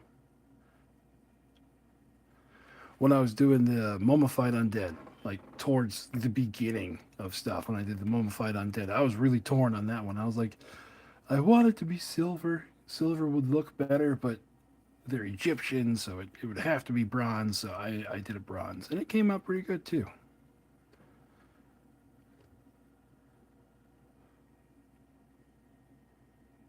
Yeah, there's a lot of red missing on this one, but you'll have that.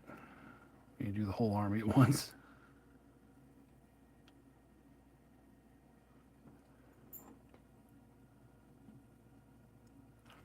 Oh, do a green smoky to it. That's a good idea.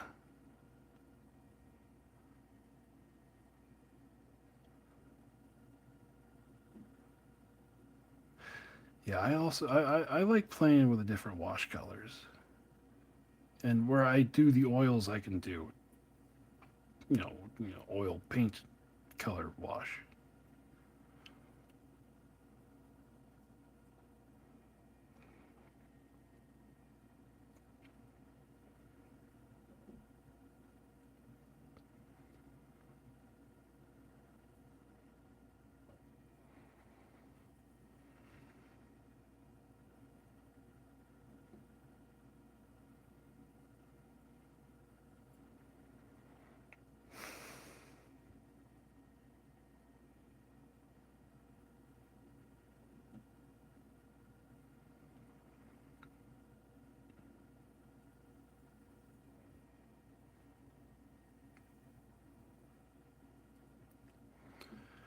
Another thing too is like the different washes over just a white primer coat, like the fantasy elves I did were mostly just white primer with the well, admittedly a heavy coat of wash on those. They came out a lot better than I thought they would. That army, ooh, me and the different models I was using for high elves, I did not get along with those.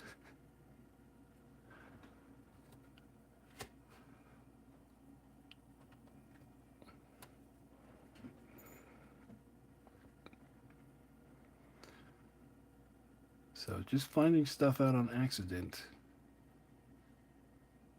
is a lot of fun.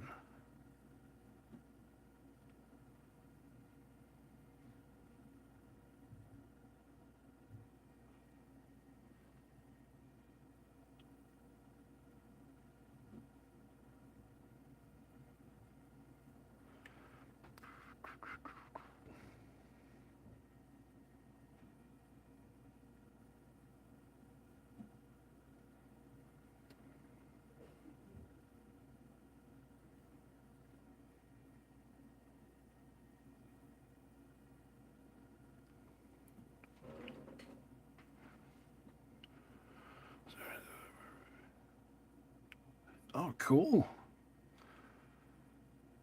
Cool.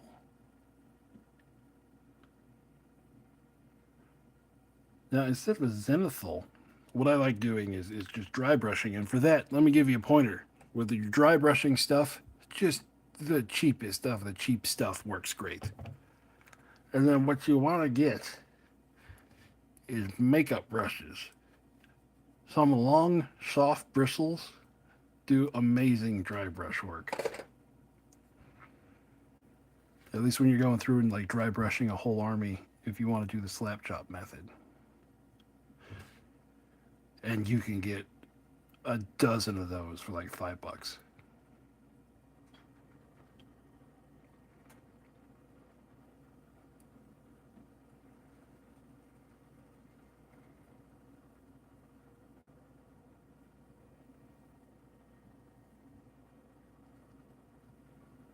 Okay.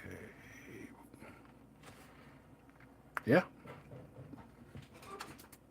Yeah, like this is the $1 from Walmart apple barrel stuff. And then I have a $2 bottle that I fill it up with.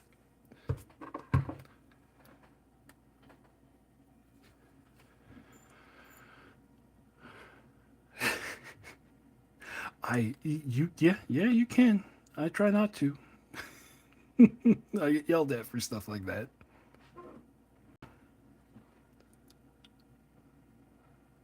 I remember once I stole her hair dryer, and oh, she was mad at me for a week for that. I'm like, I didn't like do anything to it. It's still a hair dryer.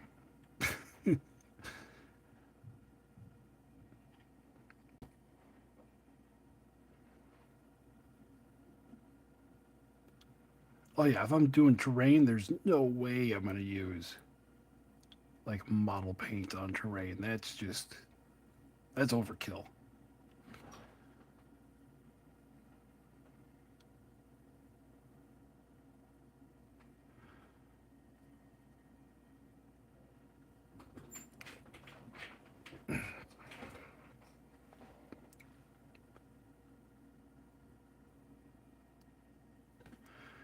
And honestly, with the way like the different paint brands now, I mean, I don't find much distinction between them.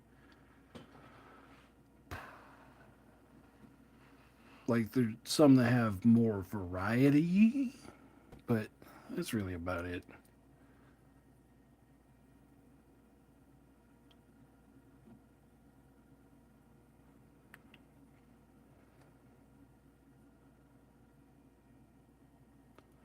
Like some people say that GW and Citadel make the best metallics. Meh.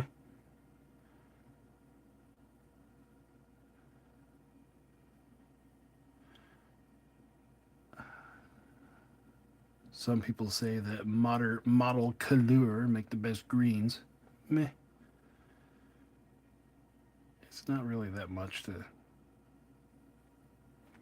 make that big of a difference.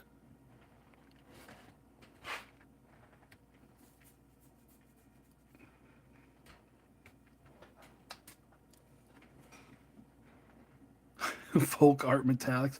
Well, the funny thing is, this stuff here, this is thick. So when this comes out and you thin it down, this is basically bolt gun metal. And again, that was another Walmart purchase.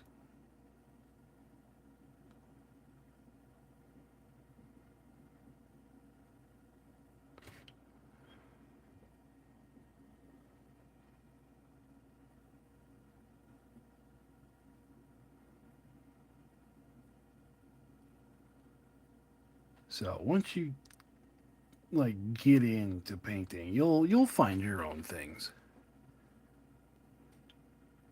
Yes, it does. Wood varnish does make a good wash.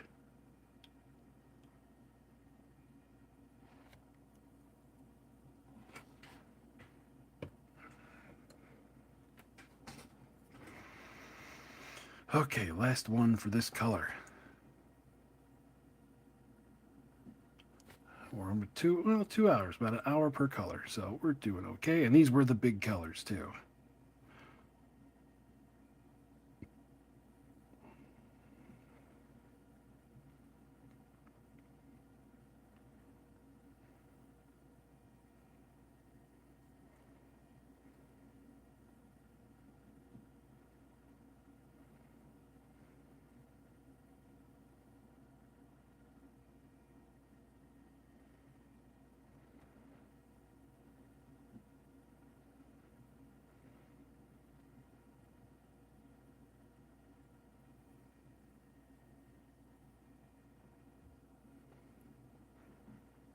Oh, absolutely.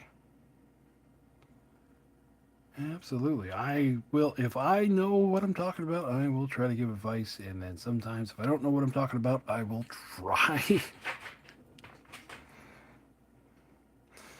or at least bullshit my way through it, right?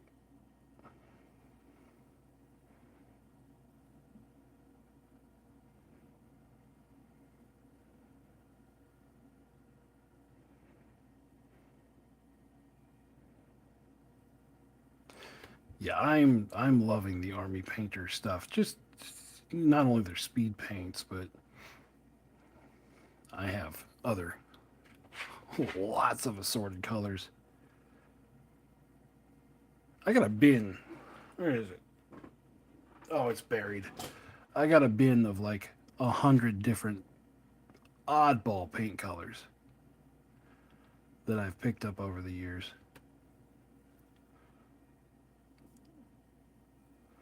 Yes, do not use speed paint over black. It's just not going to work. You're going to want to at least dry brush on the white.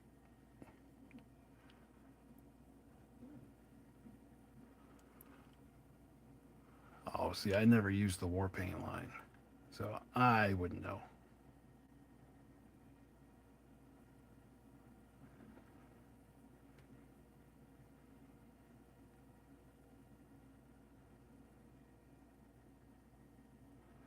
There was a time where I was a GW Citadel paint purist, and then that shit got way too expensive, and they changed the paint formulas, and nothing matched anymore. I'm like, well, crap. I was like, all right.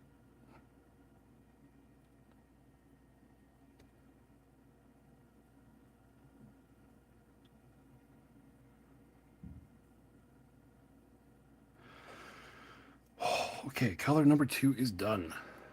Good lord.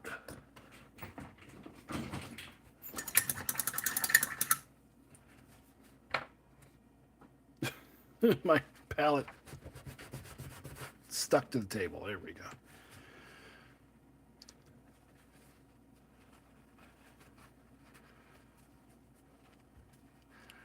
Listen, that's all I knew.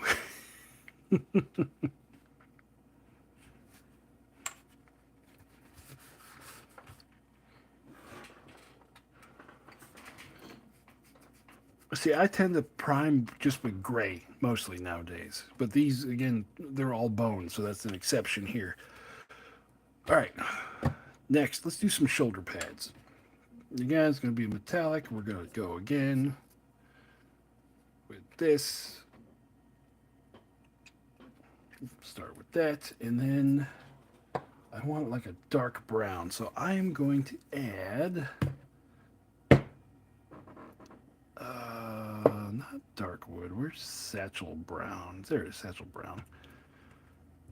We're gonna add this into it.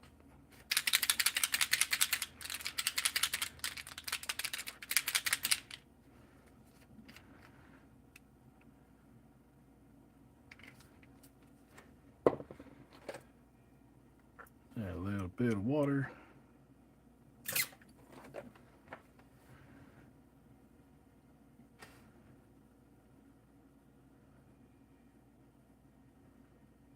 Oh, we got mostly the same color. Okay, I gotta add a lot more brown into that. But, oh, sacrilege time.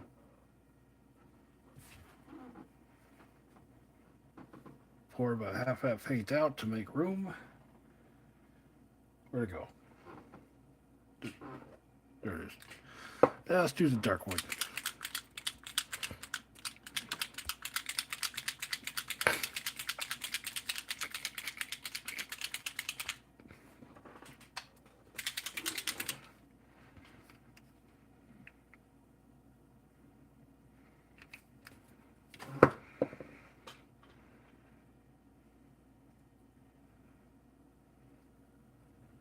There we go. That's about right.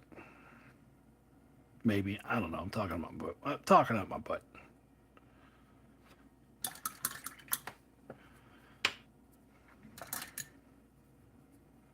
Smaller brush time.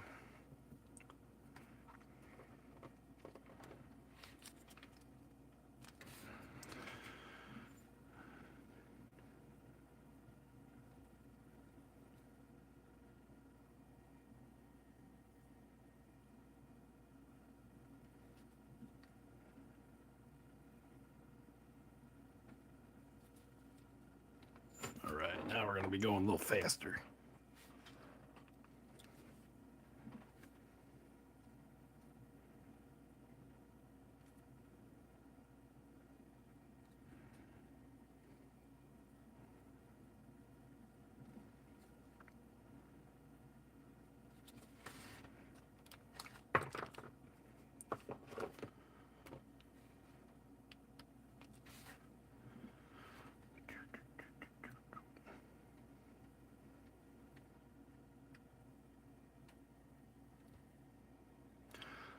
I know, I think I have an idea for another fun video.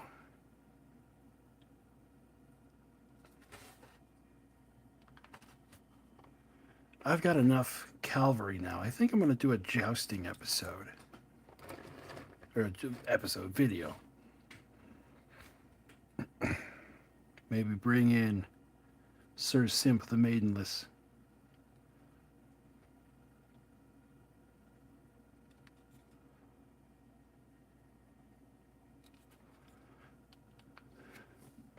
Have him try to get a hold of something.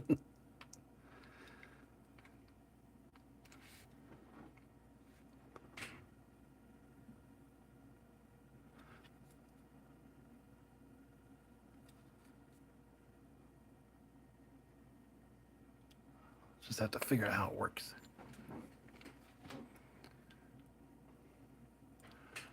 All right, good night, rigor mortis. We will see you later.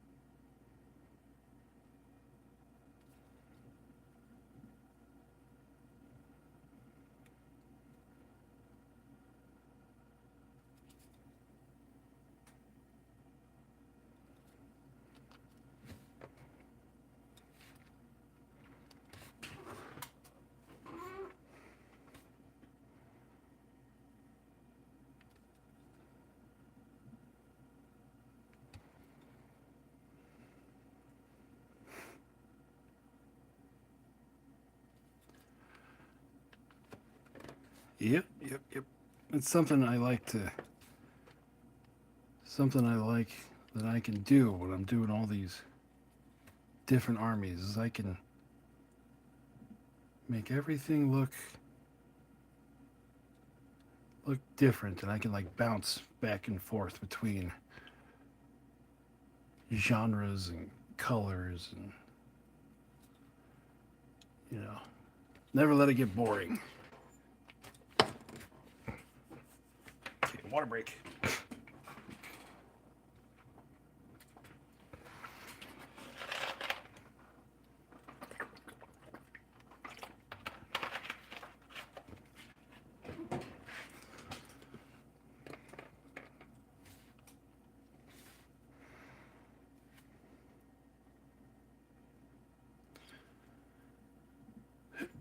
And that's just one of the perks that 3D printing gives me, because I can't do that if I'm buying physical minis. It gets way too expensive.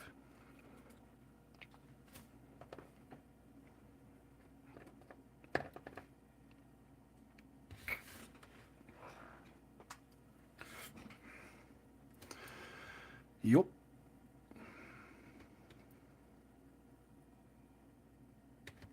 And really, I mean, some people they fight against it, but that's really the only way that I've found, me personally, it's the only way I've found that I can finish an army. It's assembly line style. And yeah. And that lets you keep a consistent theme throughout, too. So as I'm painting off screen again.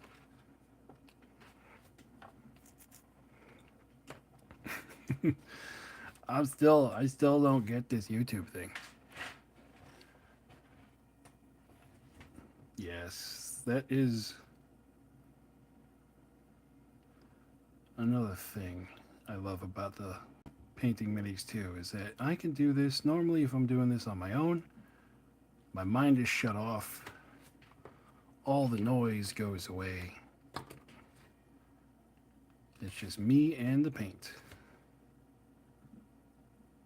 Just slinging pigment.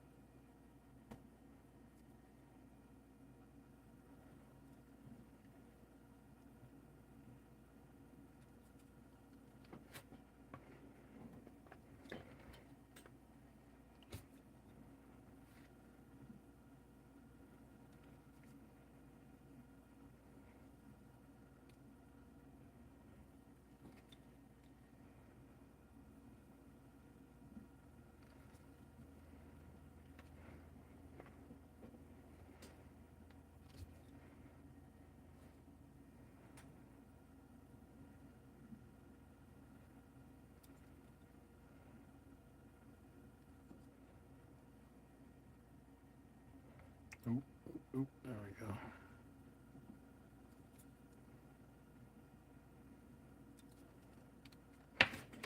go. Yeah. That's something that I do more often than I care to admit. Most of the time, most of the time when I'm painting, the model is like right over the little palette of paint, and oh, he's already done.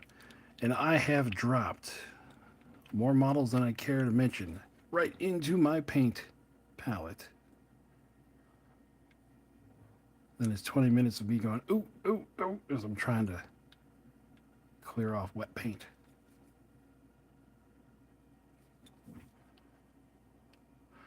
For the smaller stuff like this, yeah,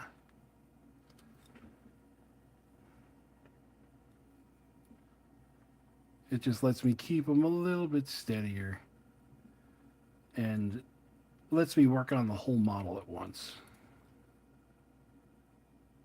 Like here, like say when I'm doing that red, I would have to be holding it by the base, and if I do that over 20 models for an hour, all of a sudden my fingers don't want to move anymore. Okay, we're at this point, so I will do the bottom part here. Going around the back here.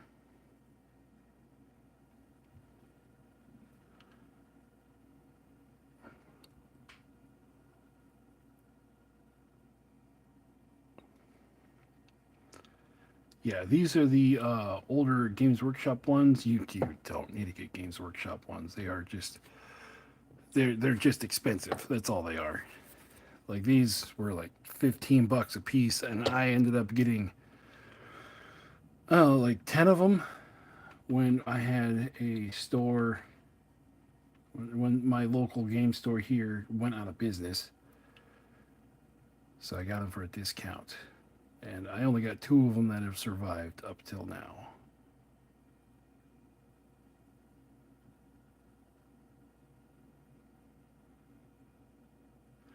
God, that was 6, 7 years ago.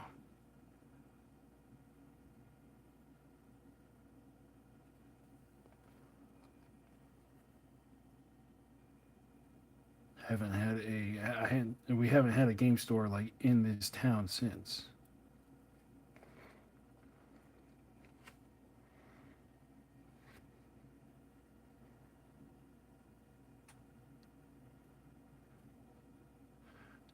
Maybe one day when I retire, I'll open up a game store. There you go. That works too. Great. Just anything that can hold it while you're painting it. Like some people use like just dowels and blue tack. I've never had good luck with blue tack. I guess I move stuff around too much.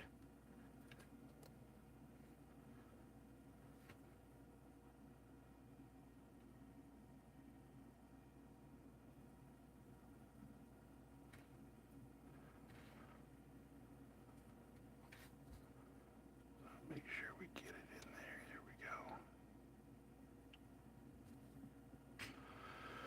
Anything else that needs that on this guy? I don't think so. Don't think so. That's going to be leather. Okay. On these shoulder pads, maybe.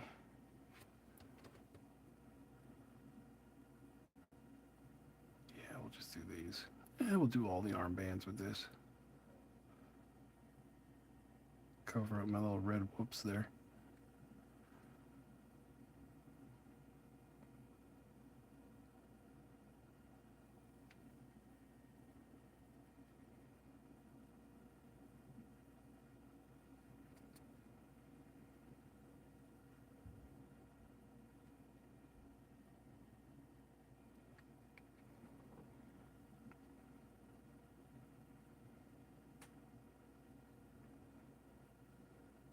Yeah.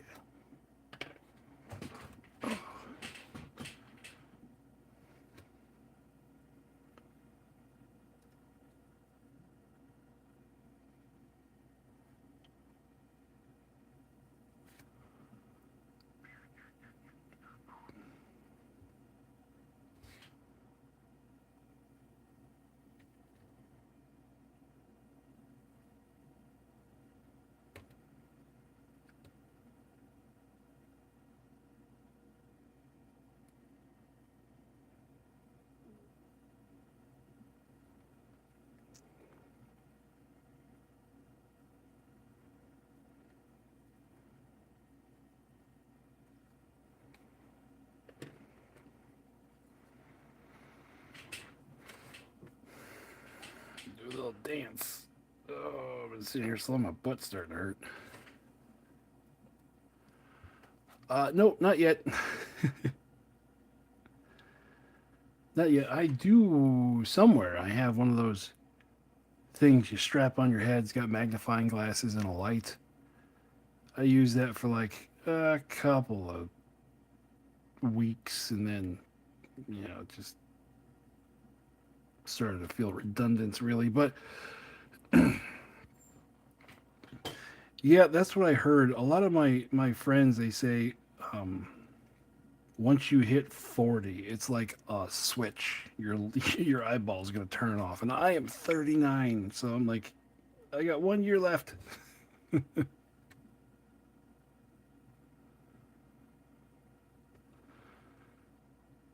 1 year left before that switch gets flipped.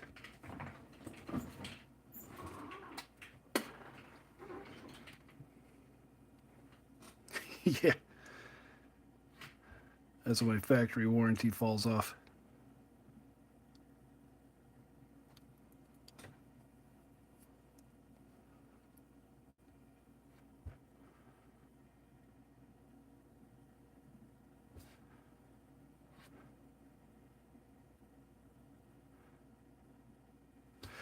Yeah, getting a variety of paintbrushes helps. Um, I've got I got tons.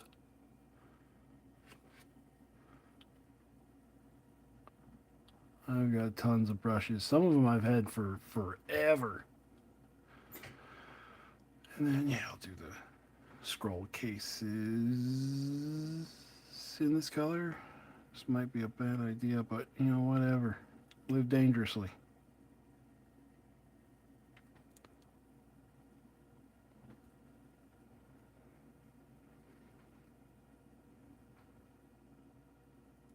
Got a little bit on there. It's okay though.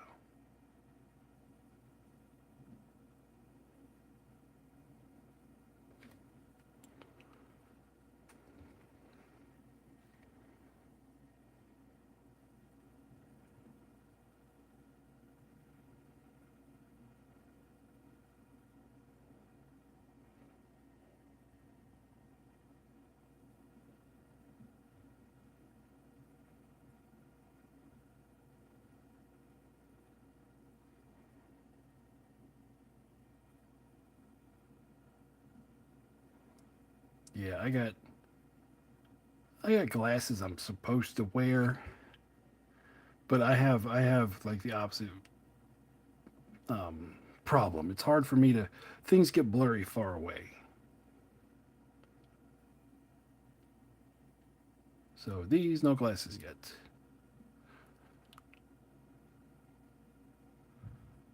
Well, thank you.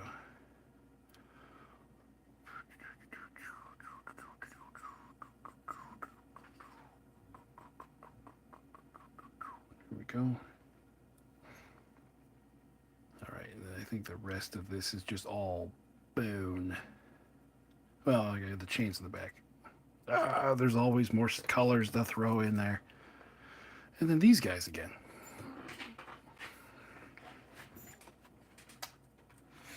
Yeah. Oh, quick tip on lighting.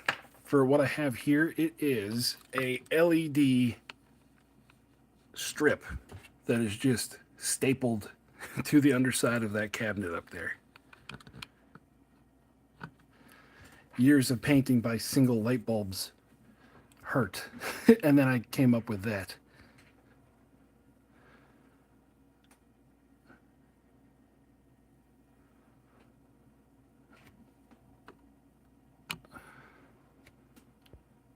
Reset everything. What do I do? I gotta put this color here somewhere. Do I?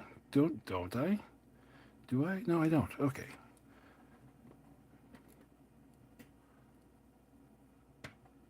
Yeah. Yeah, that is a good thing.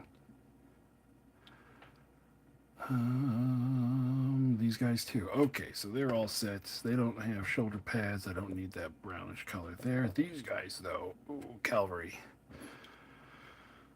Let me do it. Okay, let me go back over their shoulders, or their armor, just to keep it quasi consistent.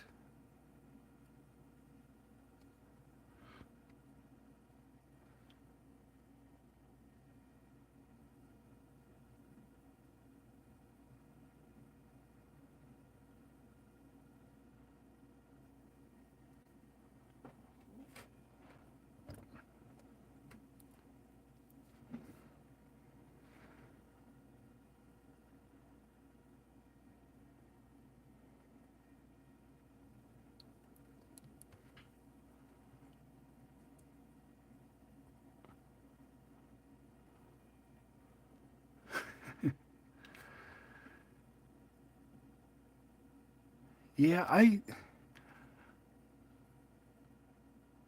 don't remember what gave me the idea to do that, but it worked. So that's all that mattered to me. I might have saw it on like some HGTV. Who knows?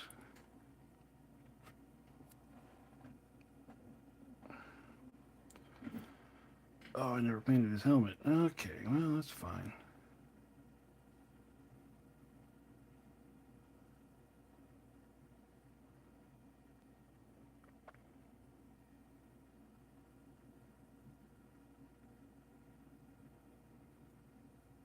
It's fine. He'll be odd man out there.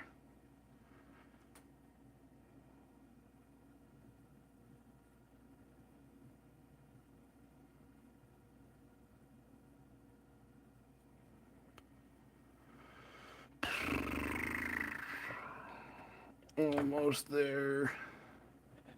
Almost there for a new color. Yep. Yep. I was like, I need lights.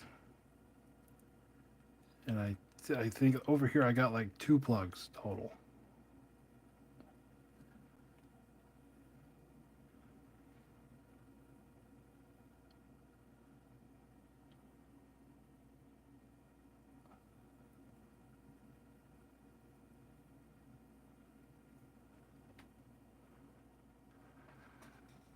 All right, Steve, we'll catch you later.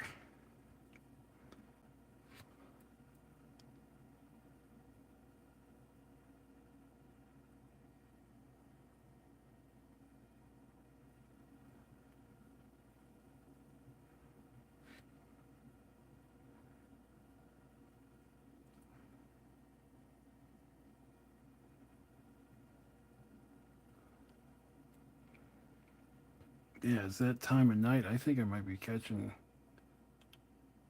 Am I catching the Australians?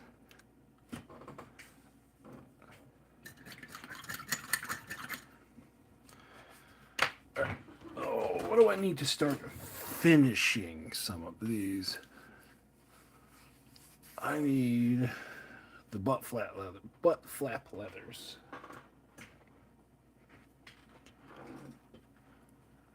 Oh, cool. Mordian sent you.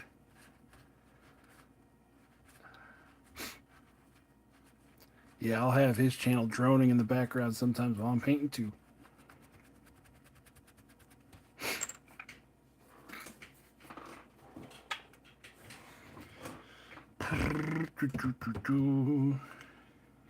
You can tell I've been up for way too long. I'm starting to mumble to myself. Desolation or brownish decay.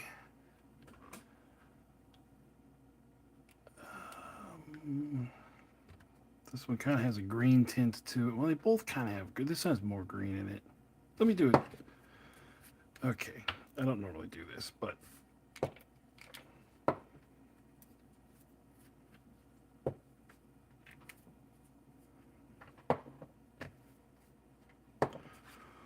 call that our test swab. God, they are so close to each other.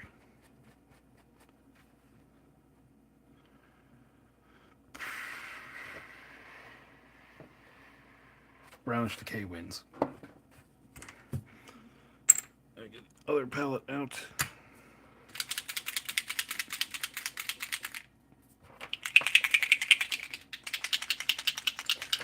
Oh no, that wasn't me stressing. That was just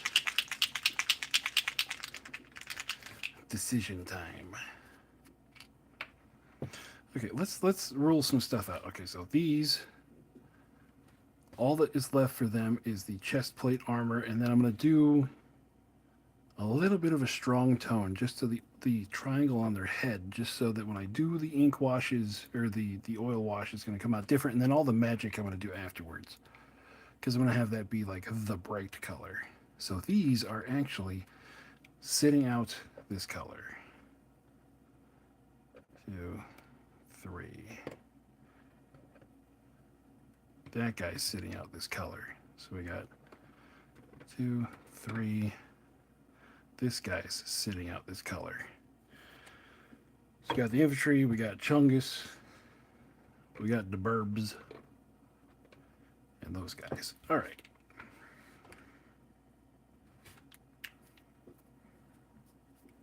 Okay.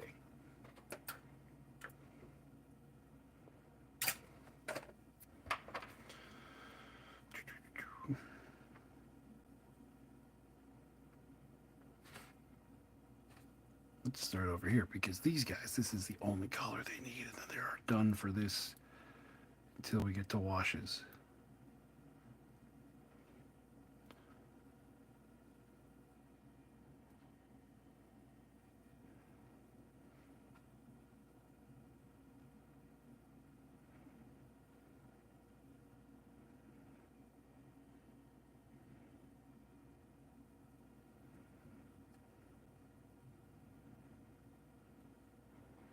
Done.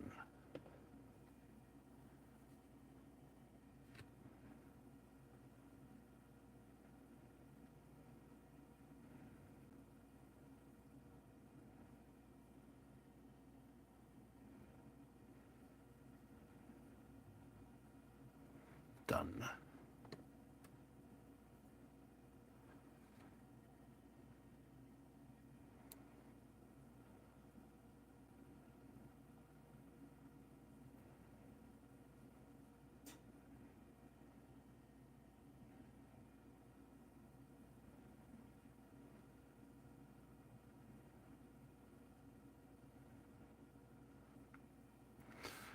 Done. All right. Let me put those go in the done box.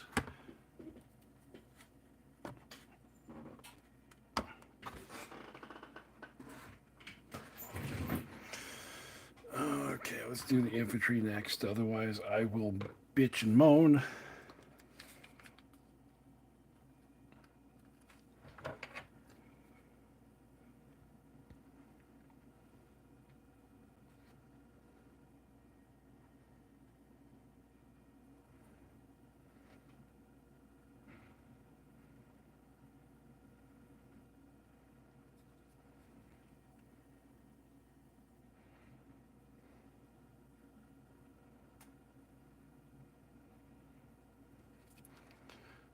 Just a little bit left to do on those.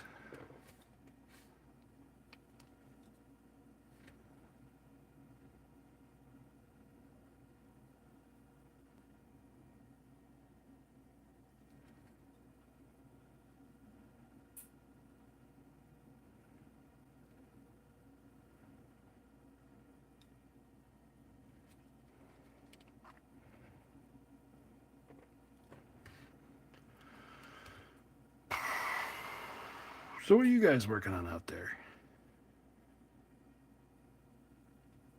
I think this might be a whole new set of people. It's been 2 hours, 45 minutes.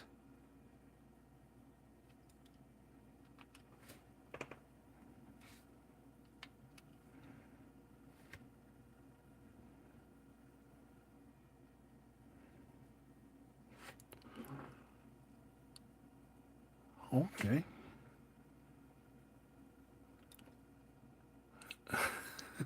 Old Travis. Good night, buddy. And the non-metallic metal. That is something I have never been able to pull off successfully.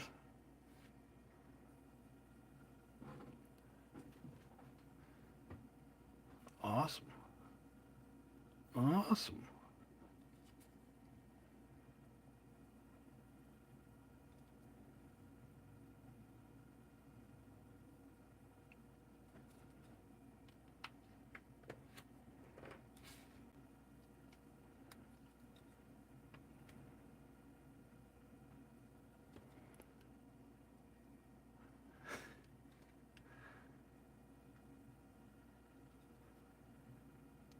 Do.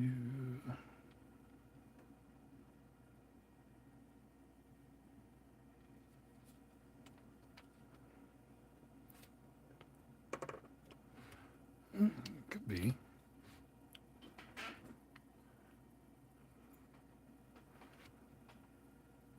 All right, conquest. That's something I kind of missed. Conquest. It like became a thing, and then I don't know. I wasn't doing stuff.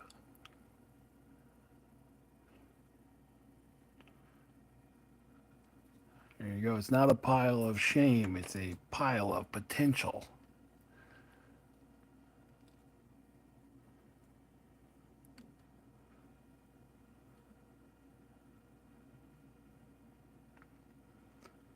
And then alien hives. That's a good army to. That's a good army just to paint.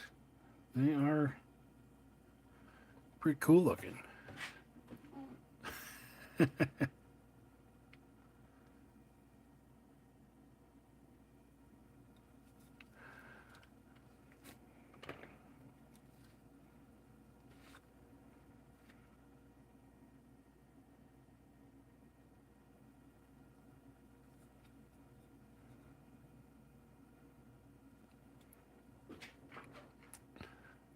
Collection of inflation deflection. Okay. Gotta get your stuff in before the price rises, man.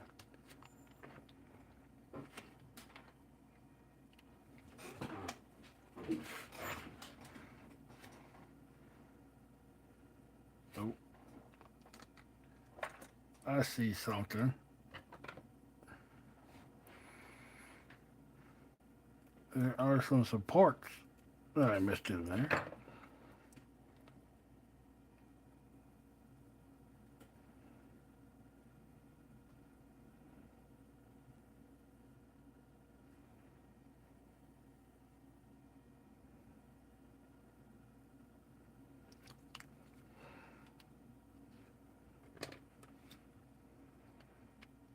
Mm-hmm.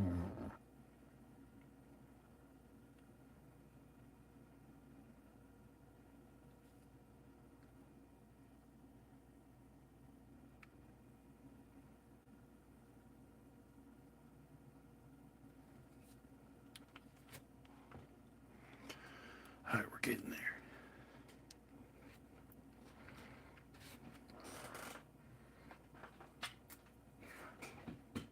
Yup.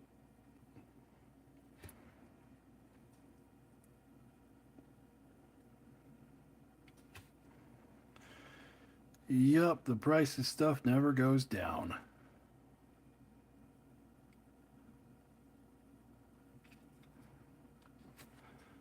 Ain't that the truth?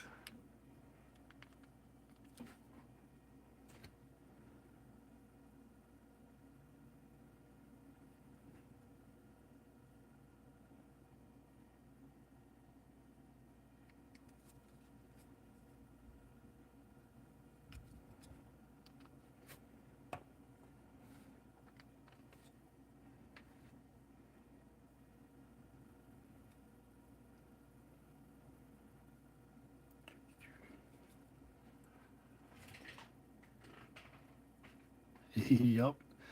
Once you got those files, they're yours forever.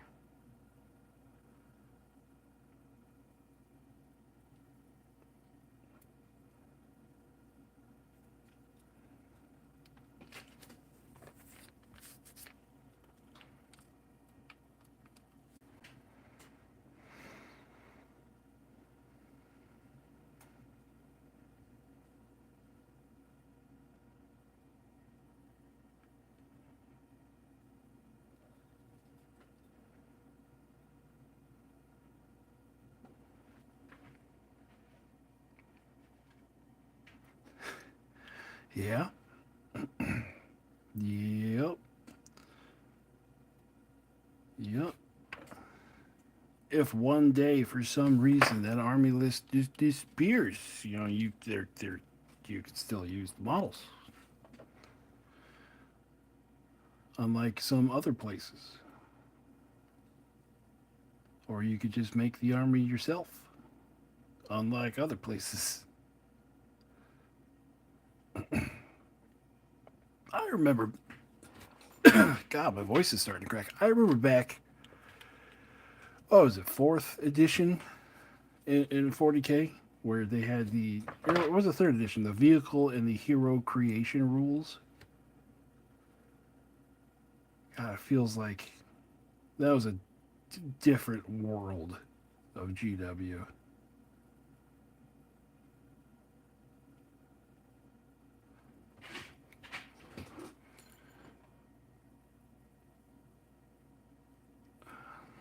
There you go. There you go. Priorities, right?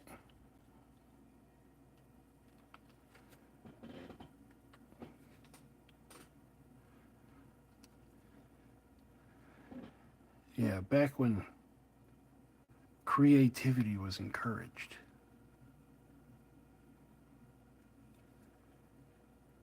Can't have that now. Line must go up. We must change your point values every 3 months so that you have to buy new stuff.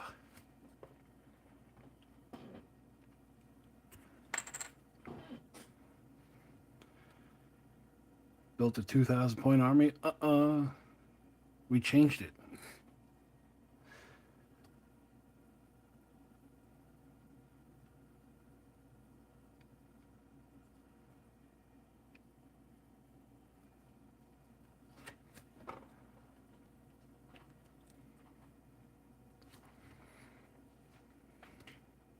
Yes. You could almost, like, just by tracking when personnel left GW, you could just see the creativity leave with it.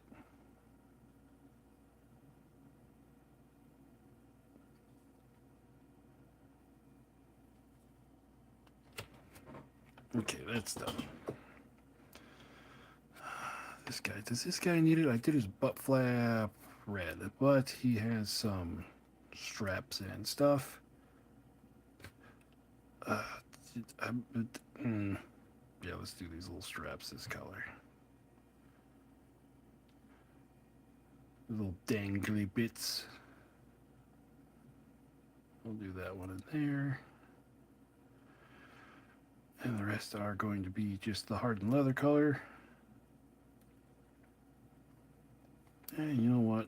We'll do his belt this color.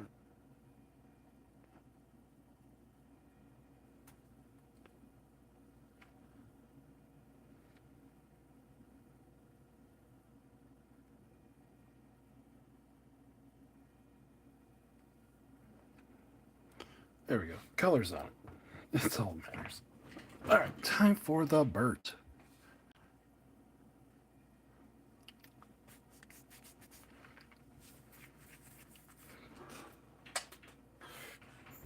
Well, that just seems to be everyone coming out of colleges nowadays.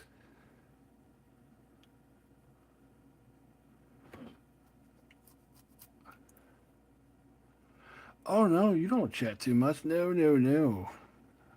I love chatting going on during the stream. What am I gonna say? No, shush. Absolutely, chat away. I might not catch all of it, but it's good to have someone to talk to while I'm doing this.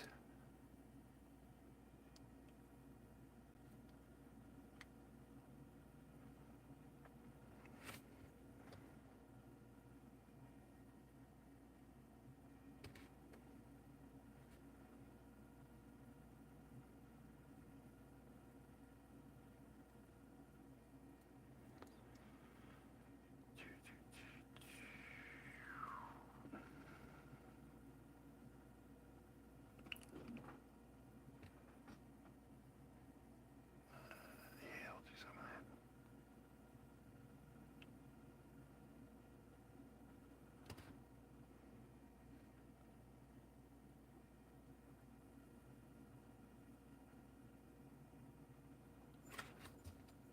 Oh, I'm not even gonna focus. There we go. Focus. All these little connector sinews in here.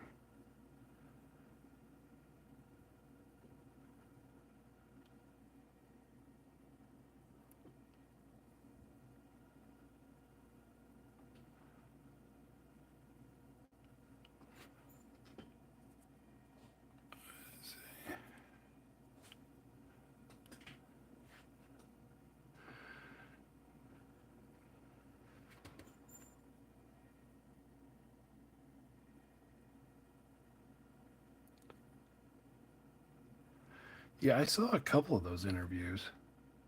Um, the what was I saw? I saw the one with Andy Chambers, and I was like, oh man.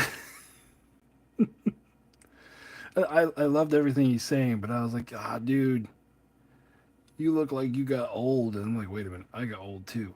Shit.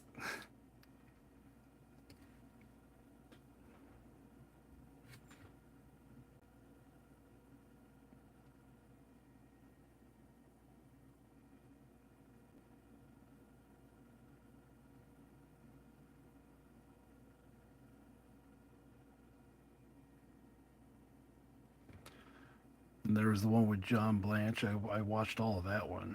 The two or three interviews that he did, because I don't know, man, his artwork was just like a constant inspiration for me when I was starting out the hobby.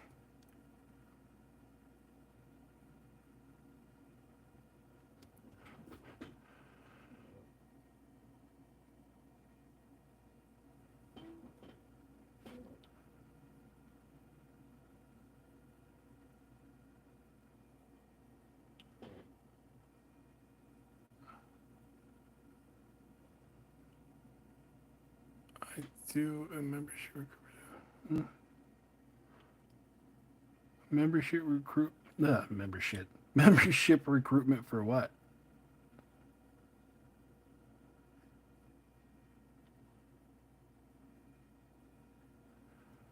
Sorry, I'm half looking at chat right this second, just because these are tiny. I think that's it for him.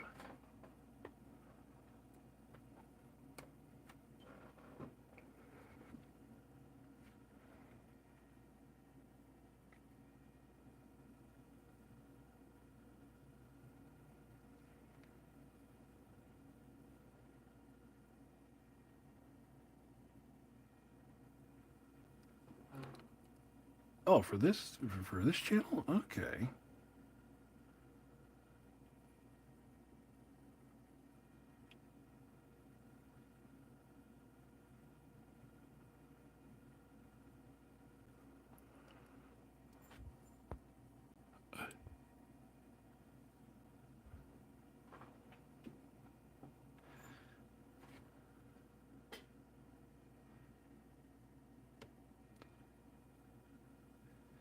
Yeah, once it went to, I guess, like the computer generated art, not AI art, but the stuff that people did on computers. That's when it kind of, I don't know, lost the grittiness.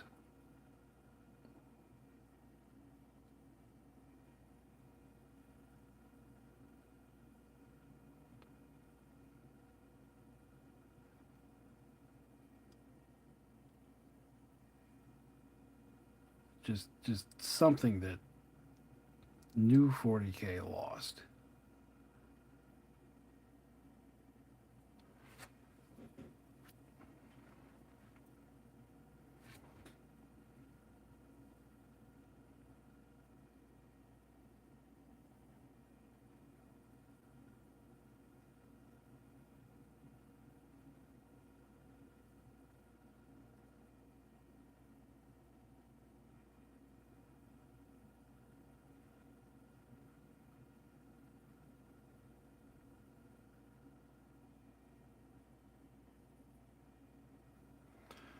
I always said it'd be one of my arch dreams to just have one of his pieces on the wall.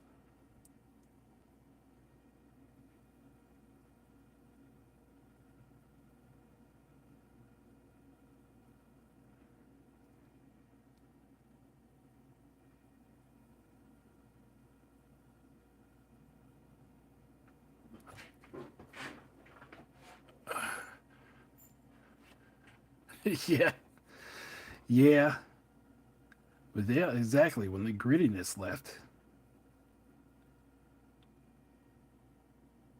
no more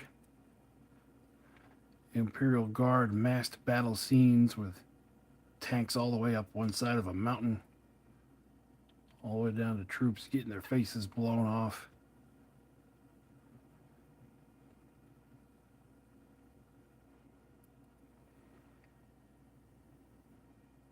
All right, that should look all right when it's getting washed.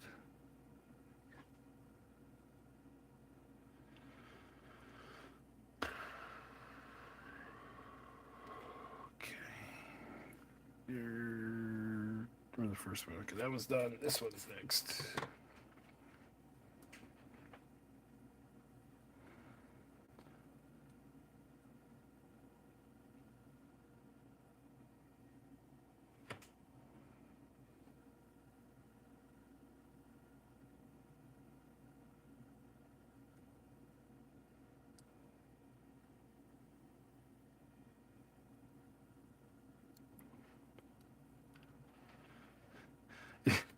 It went corporate. That's what happens to your grimdark art.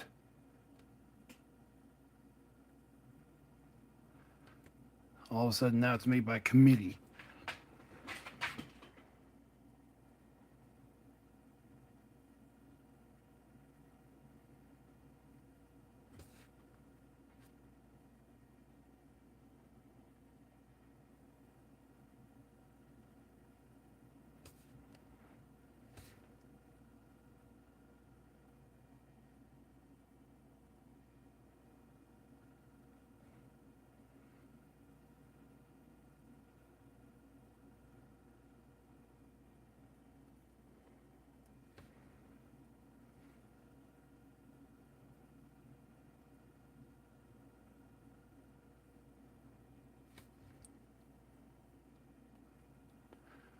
Now we just get sanitized pictures of product.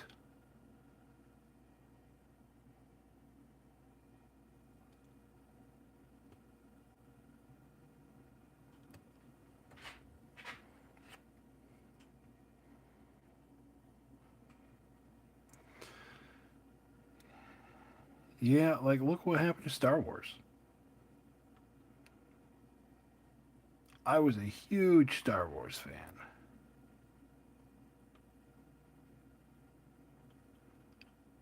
And then, now, total apathy.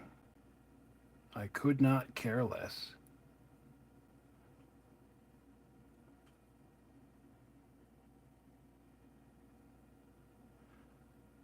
Somewhere around the time I saw Princess Leia floating through space, I was like, you know what? I'm done. I'm just done.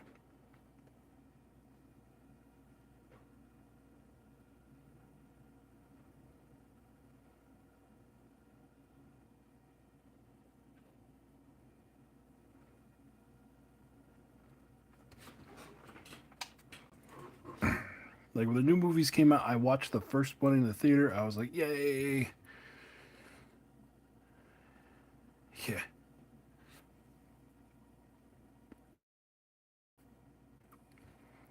Oh, that's cool. Grotex Felix. I think that's how you say the name, Grotex. I've only ever seen it in print. But yeah, that's a iconic duo there.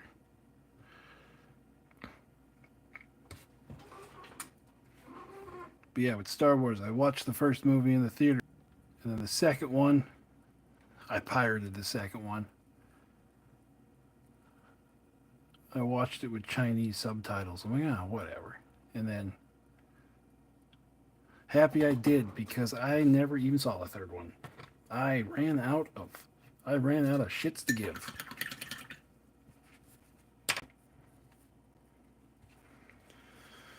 Okay, we're almost done. Yeah, I say that, and I gotta convince myself of that. Almost done.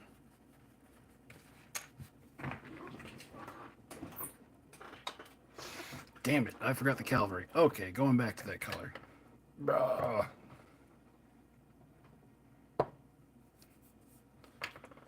Oh, brownish. Where did it go? Or brown, dark wood. That's brown. Or brown. Do do do do. I've misplaced that paint. Of course I did. Desolation. Yeah. All right, this one. I think it was this one. I don't know.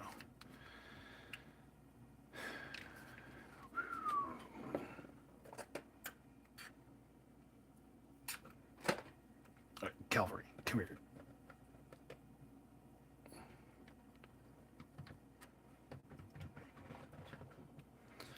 Yeah. Yeah. Yeah.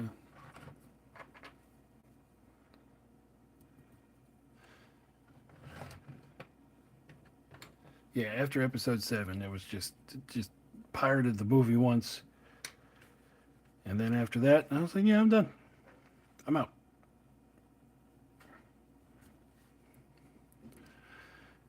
Hey, tabletop date night. It's going great. As you can see, making my progress through an army here. I decided that I was going to sit down and do them all at once, at least get color blocked on all of them at once.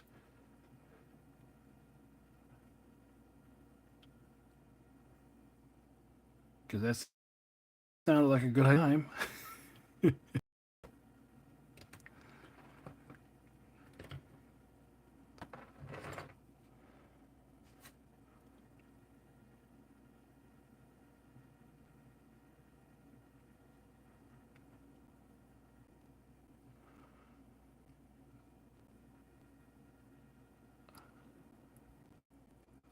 Purple, use purple for parts of it. I can see purple for parts of it.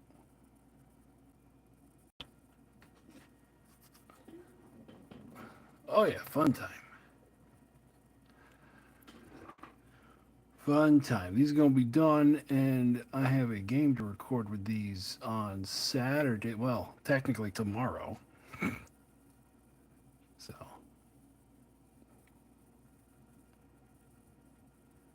I mean, the only person imposing deadlines on me is myself. Yeah, purple would be a cool color for the main characters.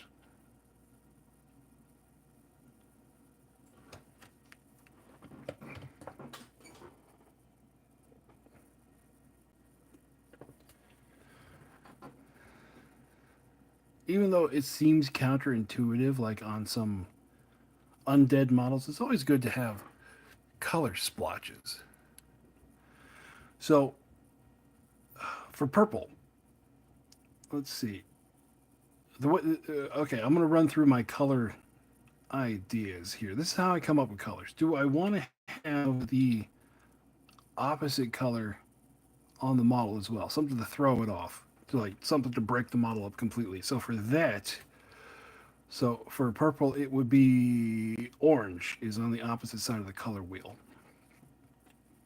Use that as like a highlight for like magical effects or things just spewing off or like glowing orange eyes. Um, a red. So just going through my color theory. A red next to that would also ping off of the orange hue, giving you a nice contrast to the purple.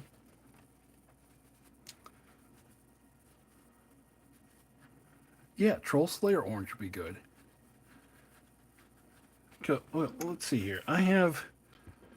What do we got? This purple. All right, look at this. Like we got purple there next to.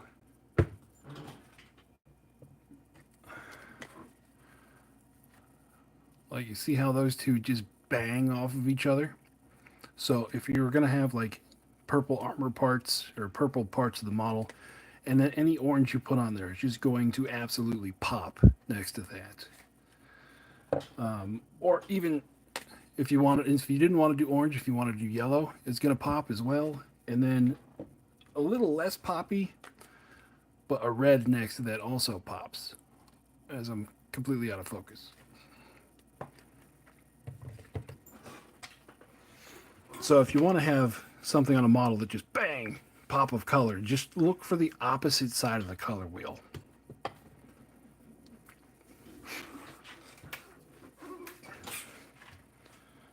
I'll put shit back together here. What's next? Wood. Wood. Got wood. Here we go.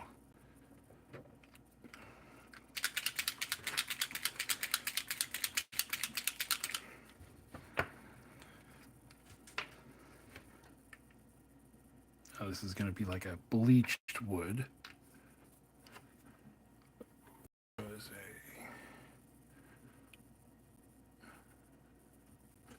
Yeah, yeah, perfect. That works. So a bleached wood because it's old wood. So we're going to take dark wood and we're going to water the shit out of it. Sorry, my language is slipping because now it is far past my bedtime, but that's okay. We're going to keep going. Challenge time.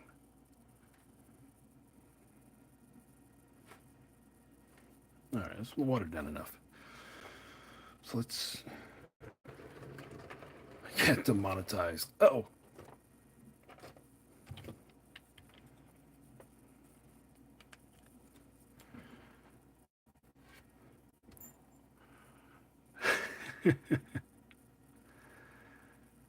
There we go.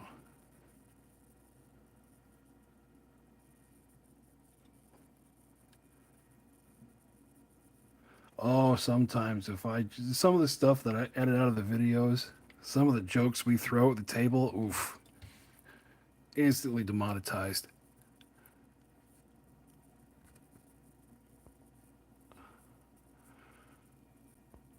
Hello, Deep Red from Lincolnshire. How are you doing this morning for you?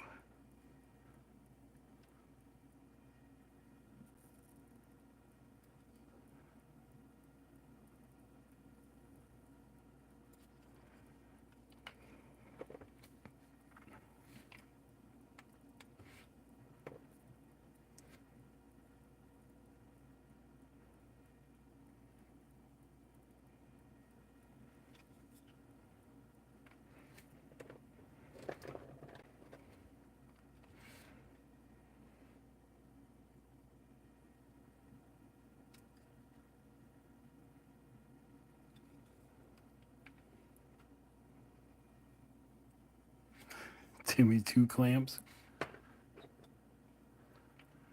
I know there's a story behind that.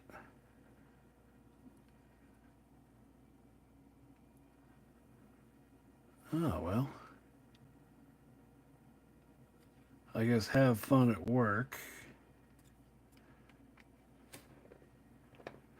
It is almost the weekend, right?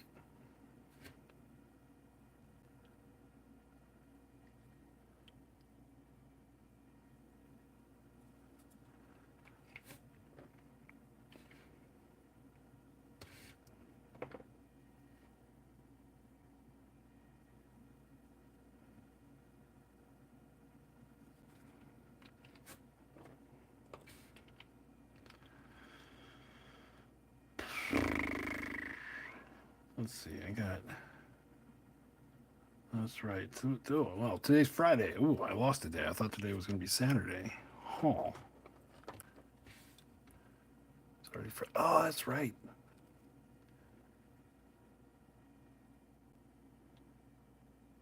I forgot you guys are time travelers. What's it like in the future? Do we got flying cars yet?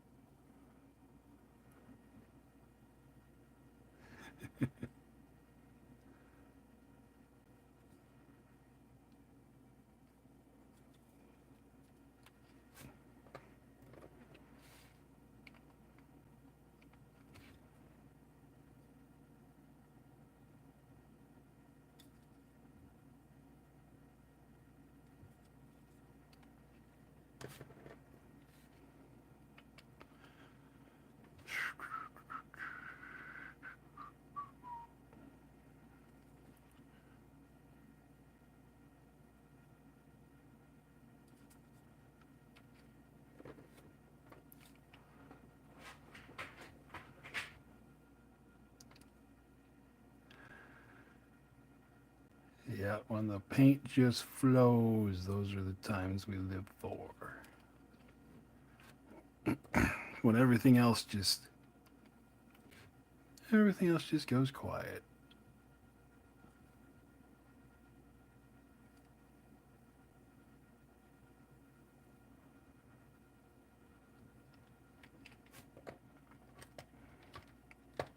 Let go.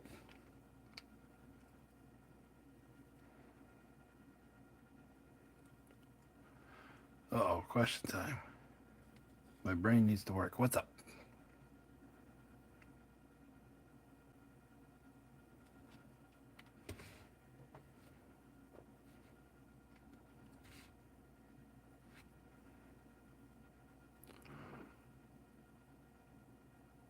Oh, absolutely not. Absolutely not. That's most of the fun is coming up with a backstory to your army for individual guys. I think that is absolutely essential to the painting process.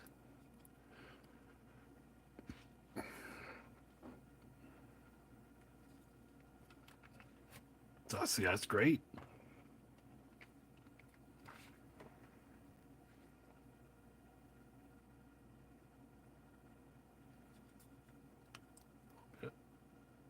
A bit of support there right in the very end. How did you survive that long with me not seeing you?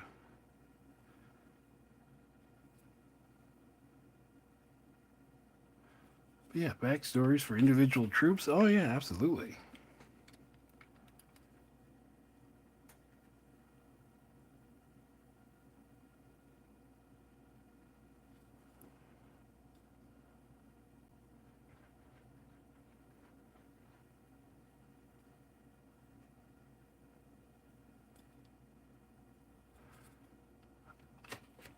Like I'll have an idea for something as I'm assembling it, and then I go into paint, and it completely changes. The next thing you know, I've got models with like two or three different backstories. Okay, wood. Were these guys? Oh, oh, this is the last color for these. Wood, wood, wood, wood. Done.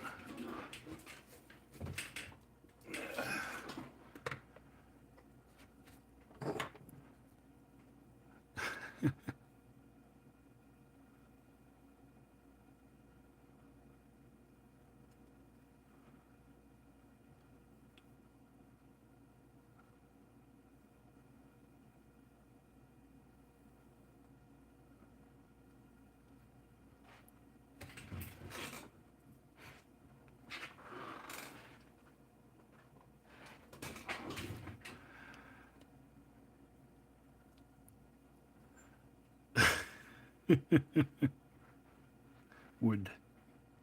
The wood.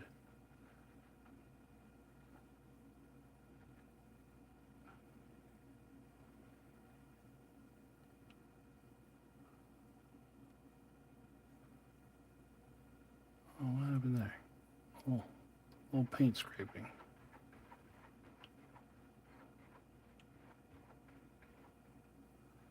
All right.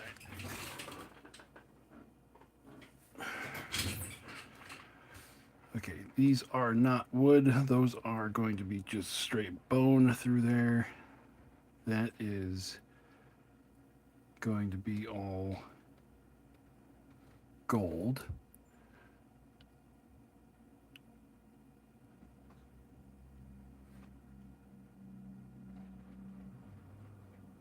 Do these here. And we'll do the strap too.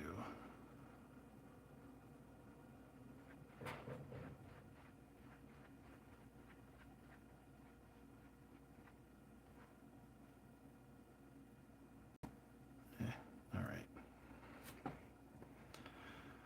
So these here. Is there any wood on this guy?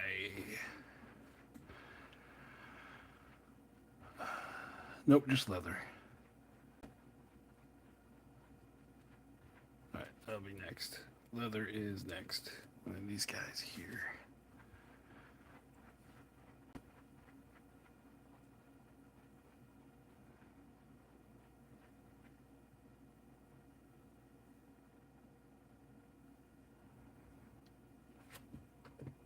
And those bone. That's going to be wood. Yes, that's wood.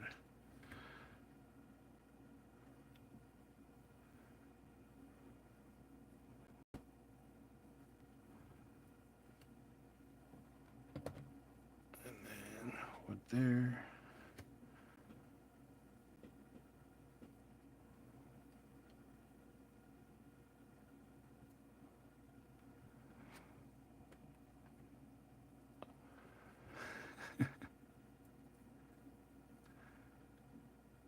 Wood here, yep. It's all about the vibes, man.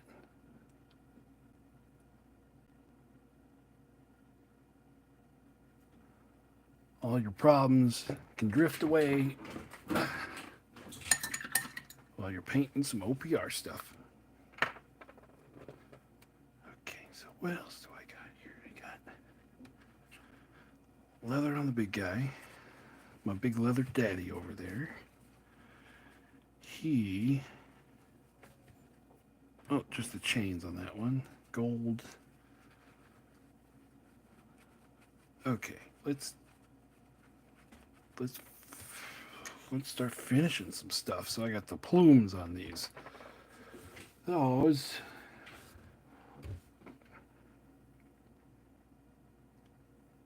like a tassel of some kind. Okay, I'll do those red. I'll do those red. Do the blood poofy thing at the end there. Let's switch out this for this.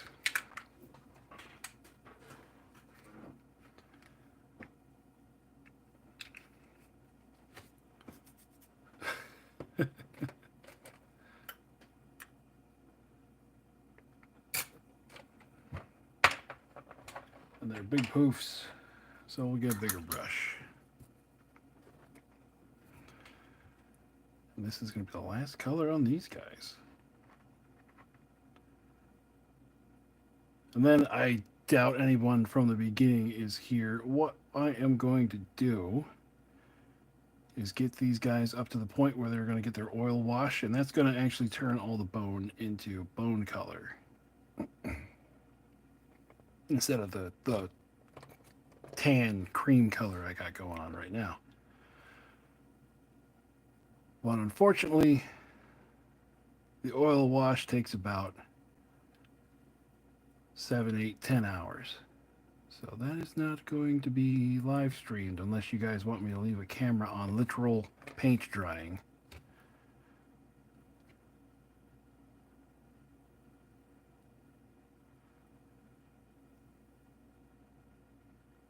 And then once that's all done, then I'm going to base them, and then there will be.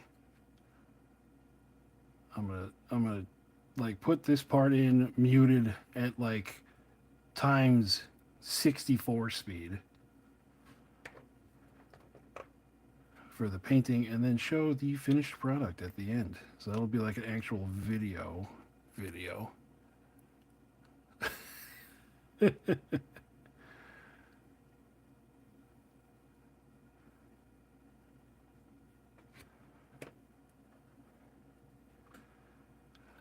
That sounds, I might do that one weekend just to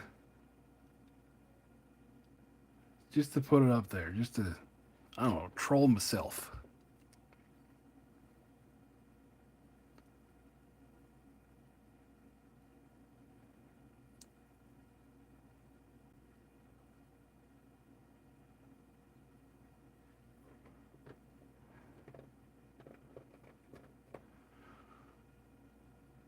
Put some oil wash, turn the camera on, and just walk away from it.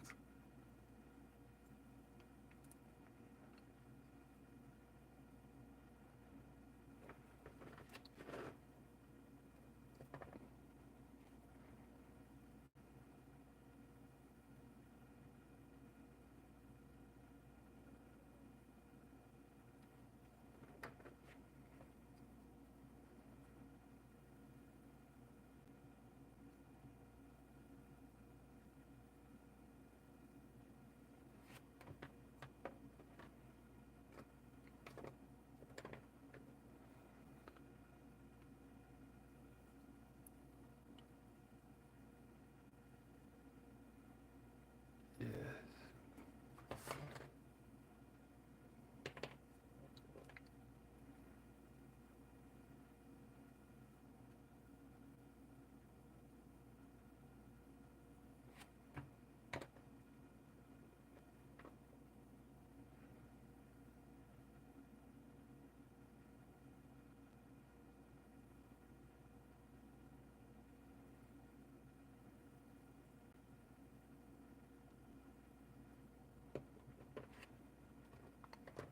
Well,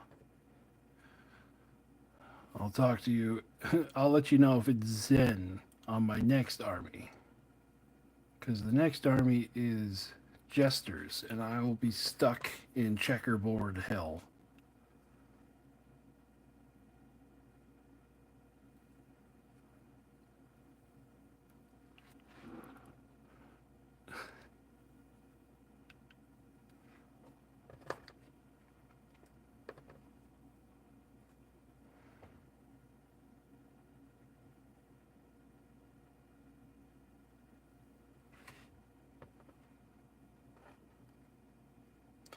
Oh, freehand.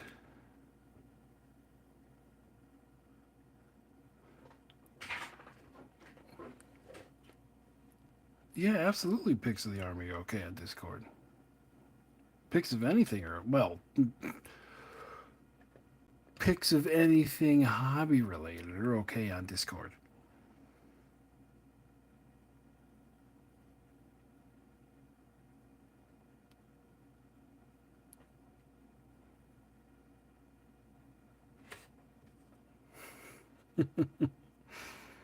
Slip that disclaimer in there, like, yeah, I know some of you guys.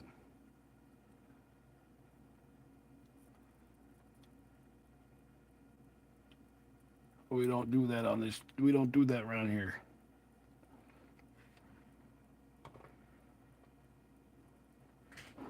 It's only on my OnlyFans.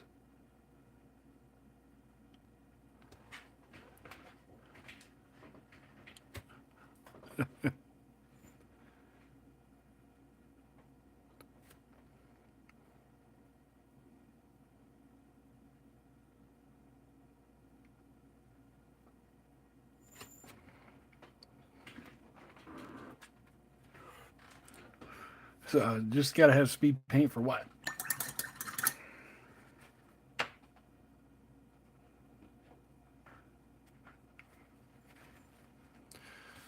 For like oil washes and stuff? No. I'm going to do a gloss varnish over top of the stuff and then hit it with the oil wash. Because otherwise, it will strip the speed paints right off. Alright. I can put the troops in the dun bin. Yay.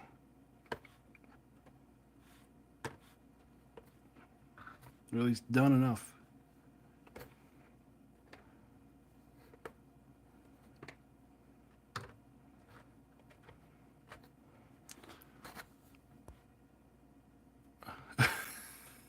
Oh, yeah, sure.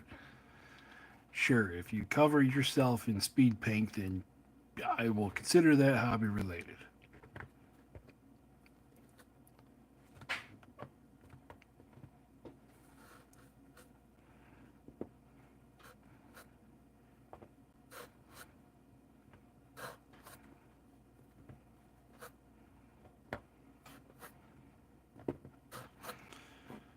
Oh, 20 infantry. Done. Right, there go.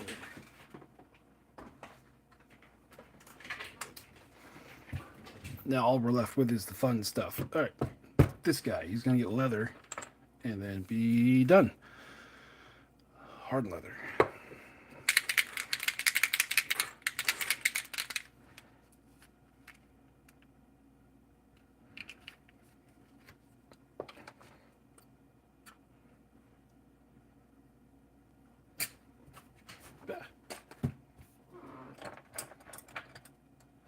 Now we're gonna do a smaller again brush for this.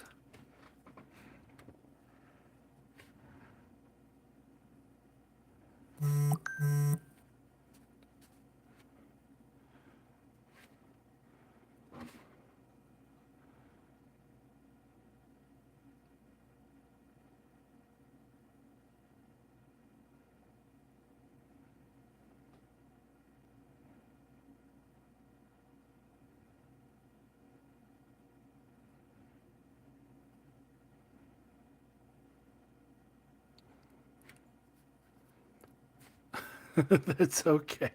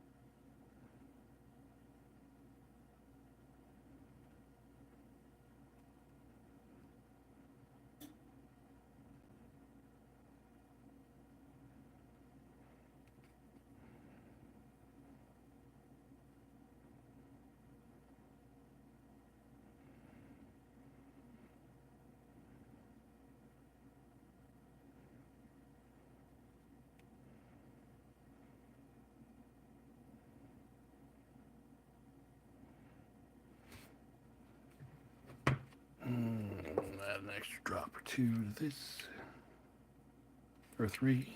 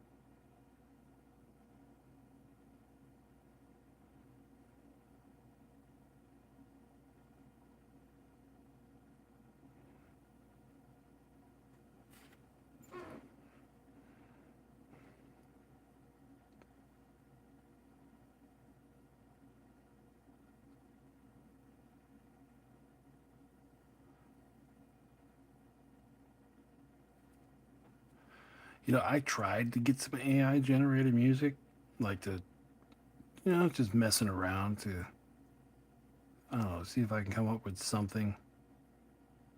And it just came out bleh.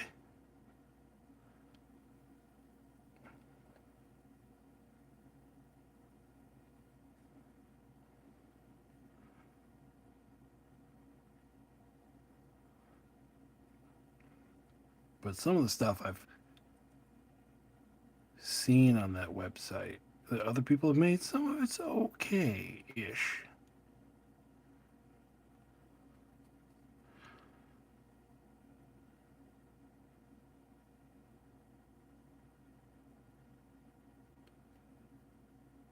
I mean, he's not going to win any Grammys anytime soon.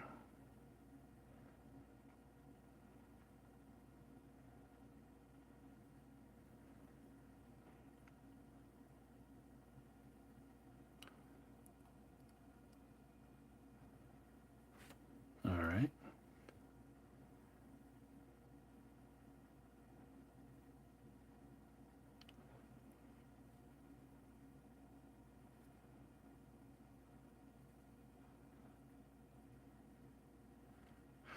Oh, okay. I think so. There's a channel that I've been listening to um,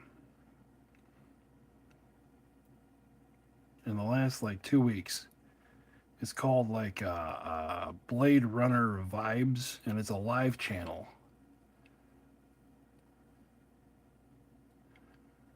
And it's just good to have on the background, like while I'm editing stuff or while I'm playing some of my not so serious video games. Just something for background noise that I like.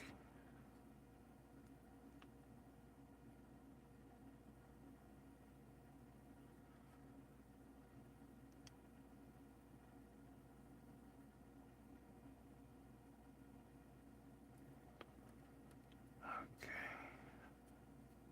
okay.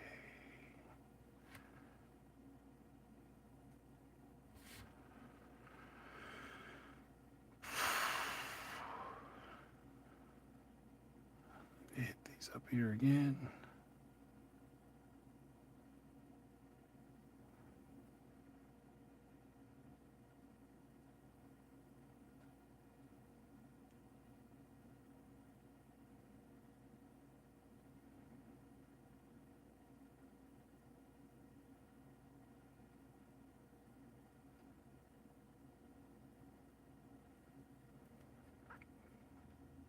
And I'll do the belt a little bit some more.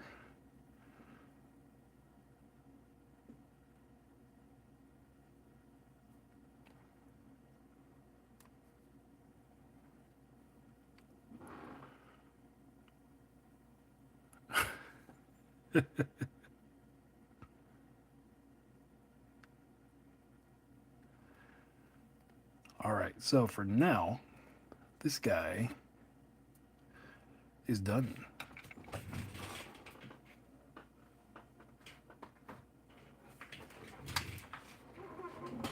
Just leaves us here. So this guy, gold is what I need for him. Metal, metal, metal, metal, leather for these. Okay, here we go.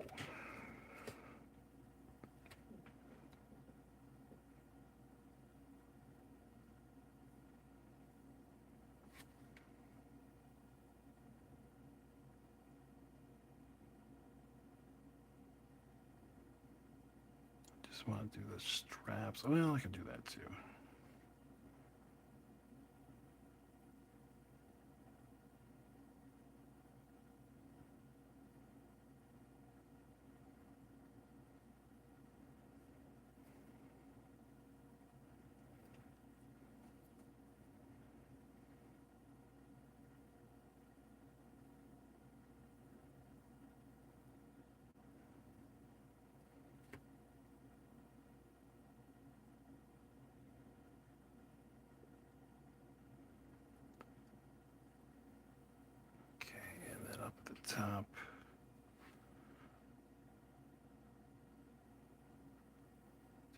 other two.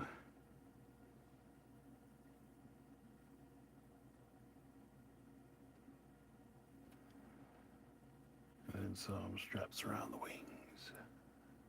God, my voice is completely cracking.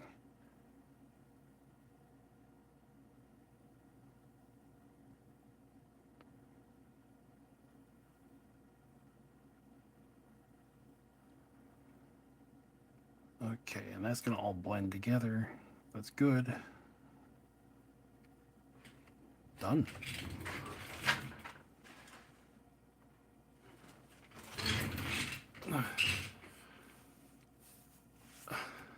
Which, oh, it's just blood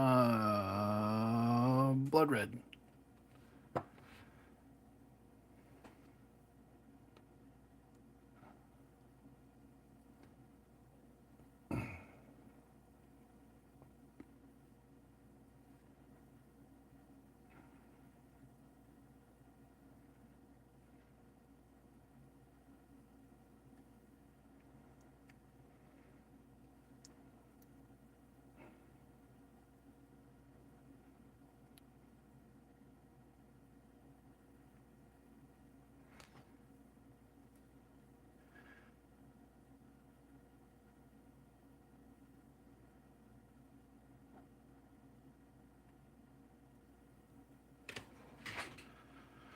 Around the wings.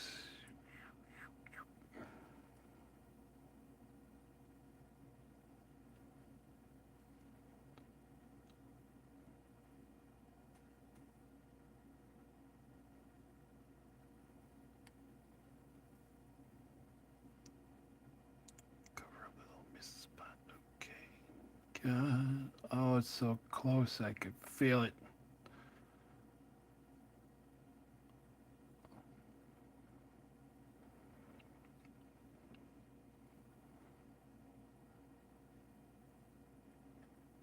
There, one strap there. Okay, we'll set you there.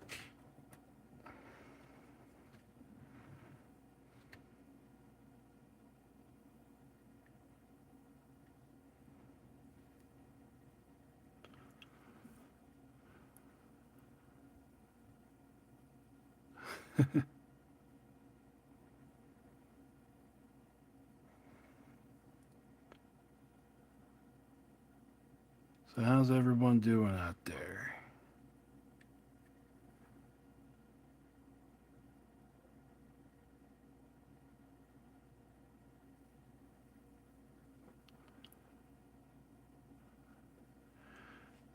Yeah, it's kid friendly. Um, there was a little section that I did a little bit of swearing, but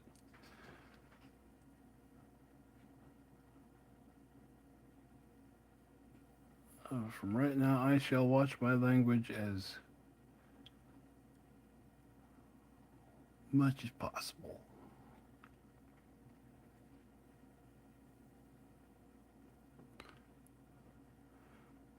Well, thank you. I'm enjoying you being here.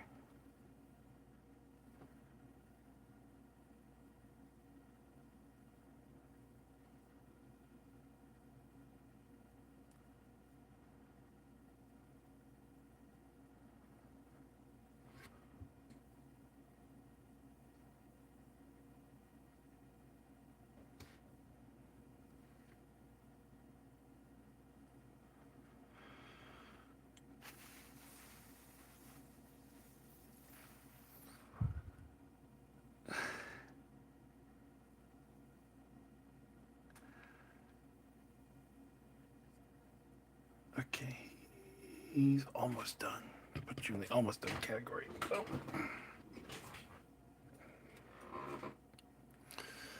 Oh. Let's see. We got blood red, desolation brown, and then the metals was a combination of Vallejo metallic and Horde bronze for this color here, right there, and then Vallejo and Satchel brown for the darker color. And that's it so far.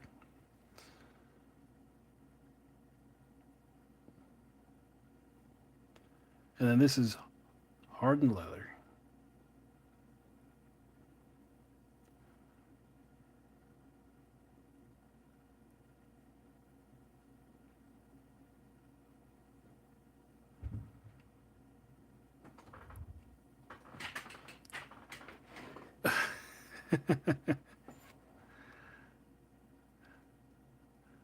Yes, I don't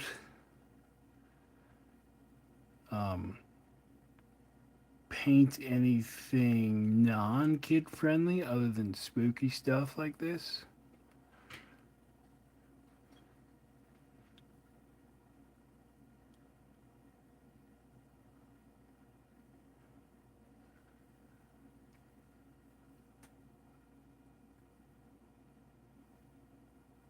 But those models in particular, I did actually find a scan of those.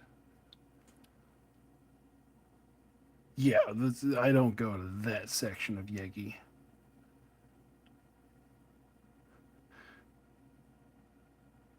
Put some, put that on there. Or when I'm on cults, I don't. I tend to not click that box.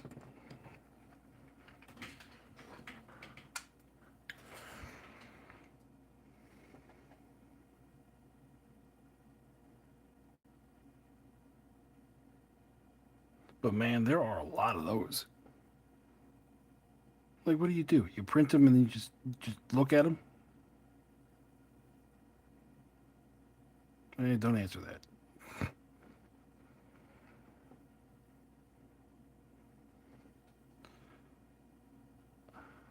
More like more like every anime girl.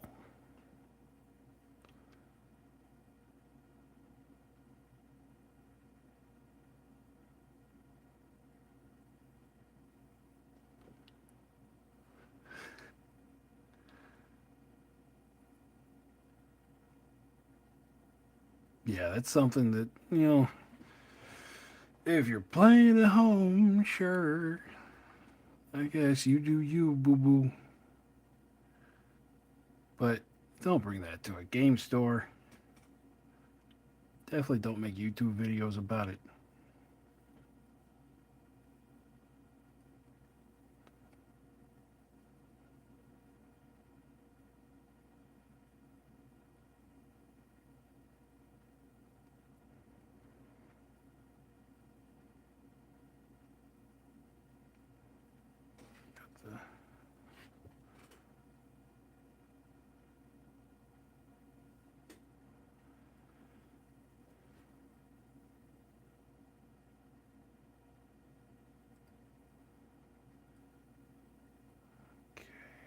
Okay, okay, okay, okay.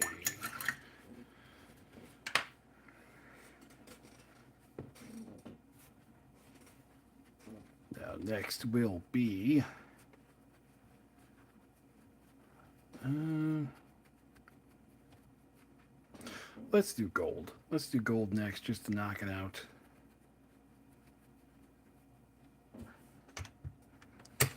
And for that, we're going to go hoplite gold.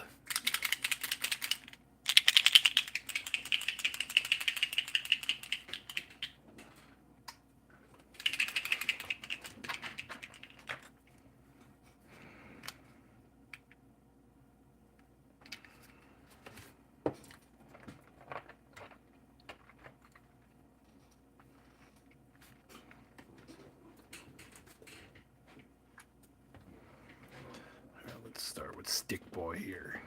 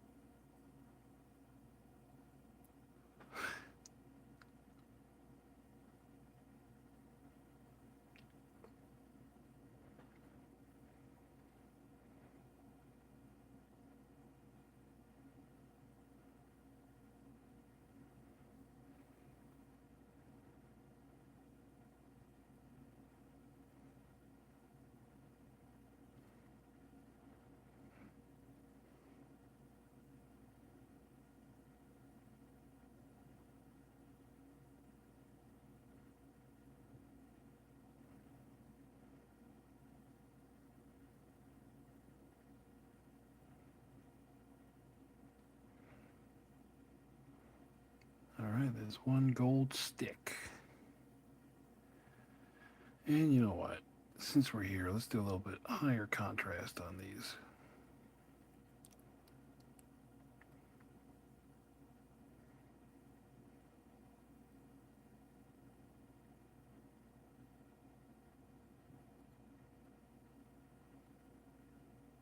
There we go. All right.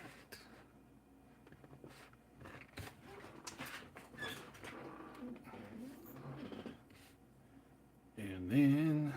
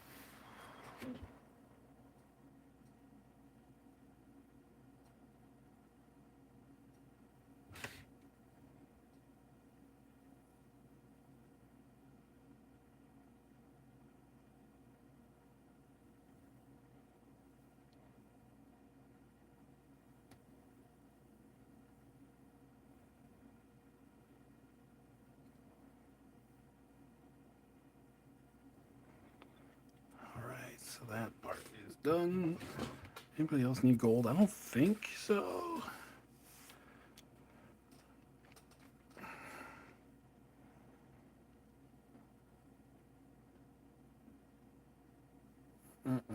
Okay.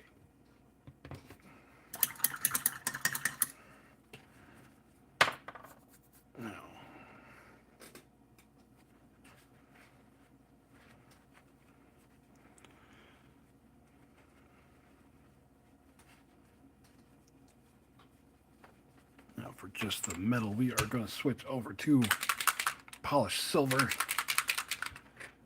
because whenever I hit any of the others with the oil wash, it will just completely drown it out.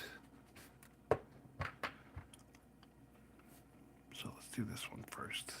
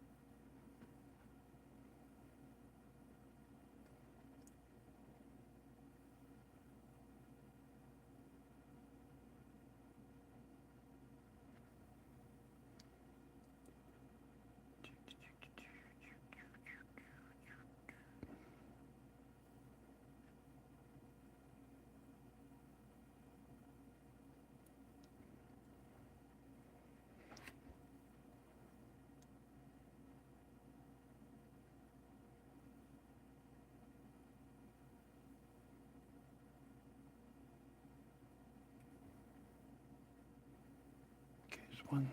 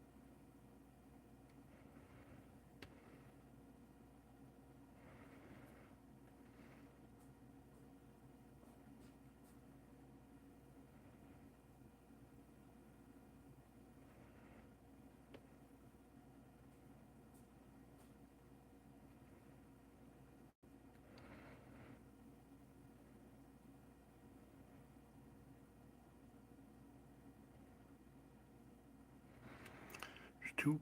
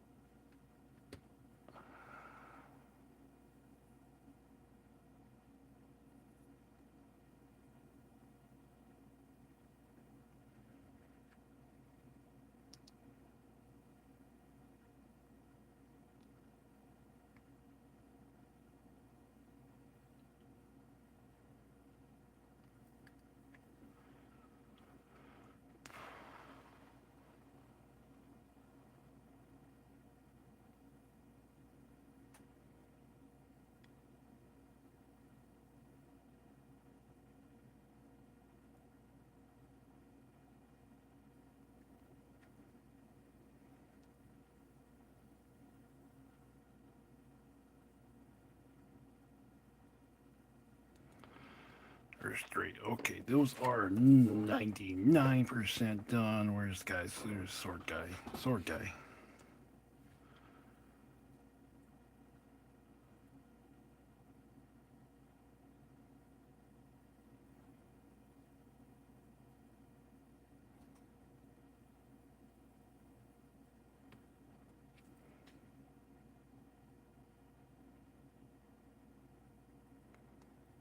Okay, that'll be for him.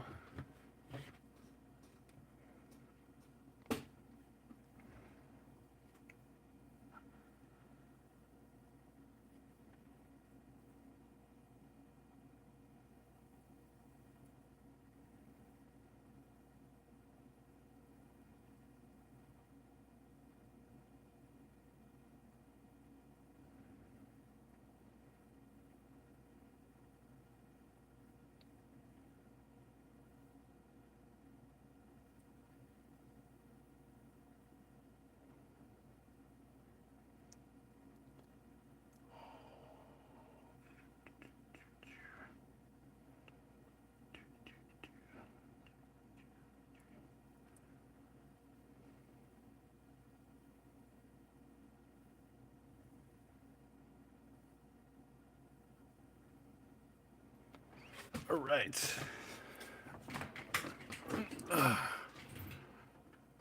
What are we talking about in chat? Who's simping? What's happening? Sorry, tunnel visioned on that. God, it's late.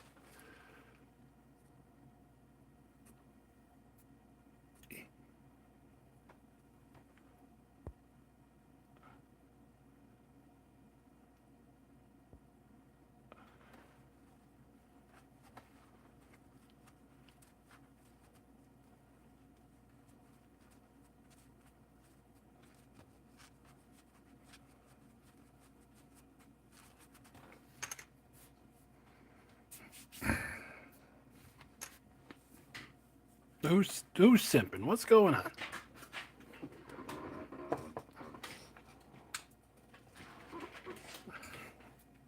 Oh God.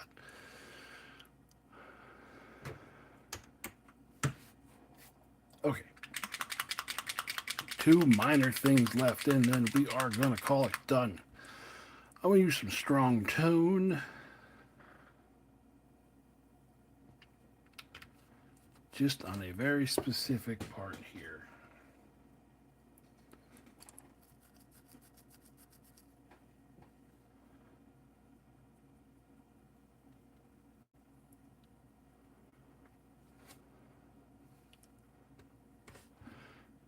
Okay, we're gonna do right here, right on the edges.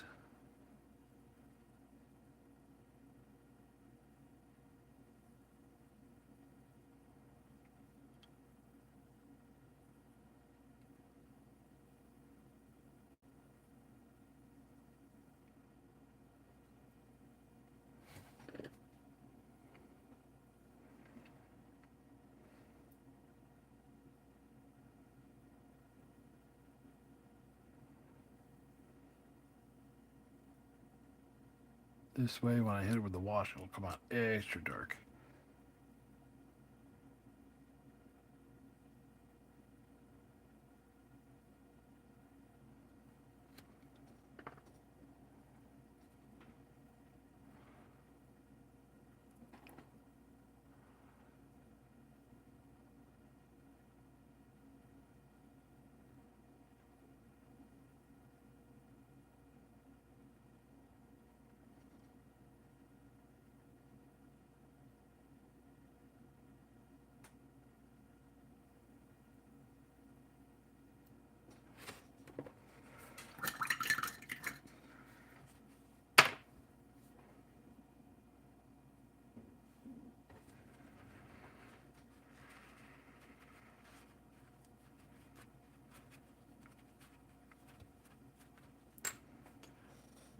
absolutely last.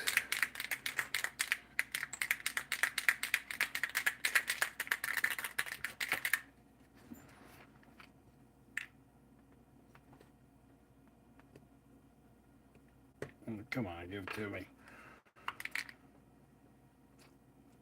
That's all I need.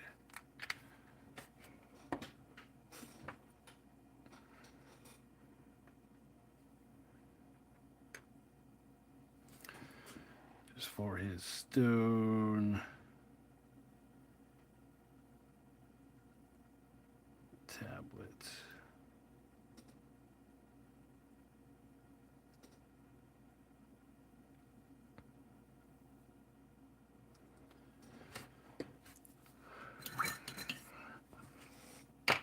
And that is that. 4 hours and 2 minutes. I can live with that number. My wife's going to yell at me. Oh, now we're talking about the Bible. Good Lord, what did I miss?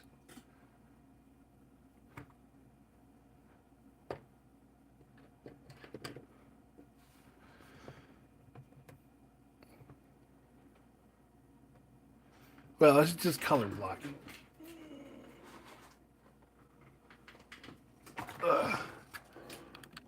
So here is everything.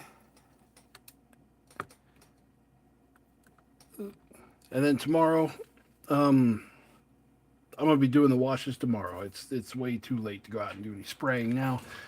I will put update pictures on the community page, and I will record it so that I do the video part of that.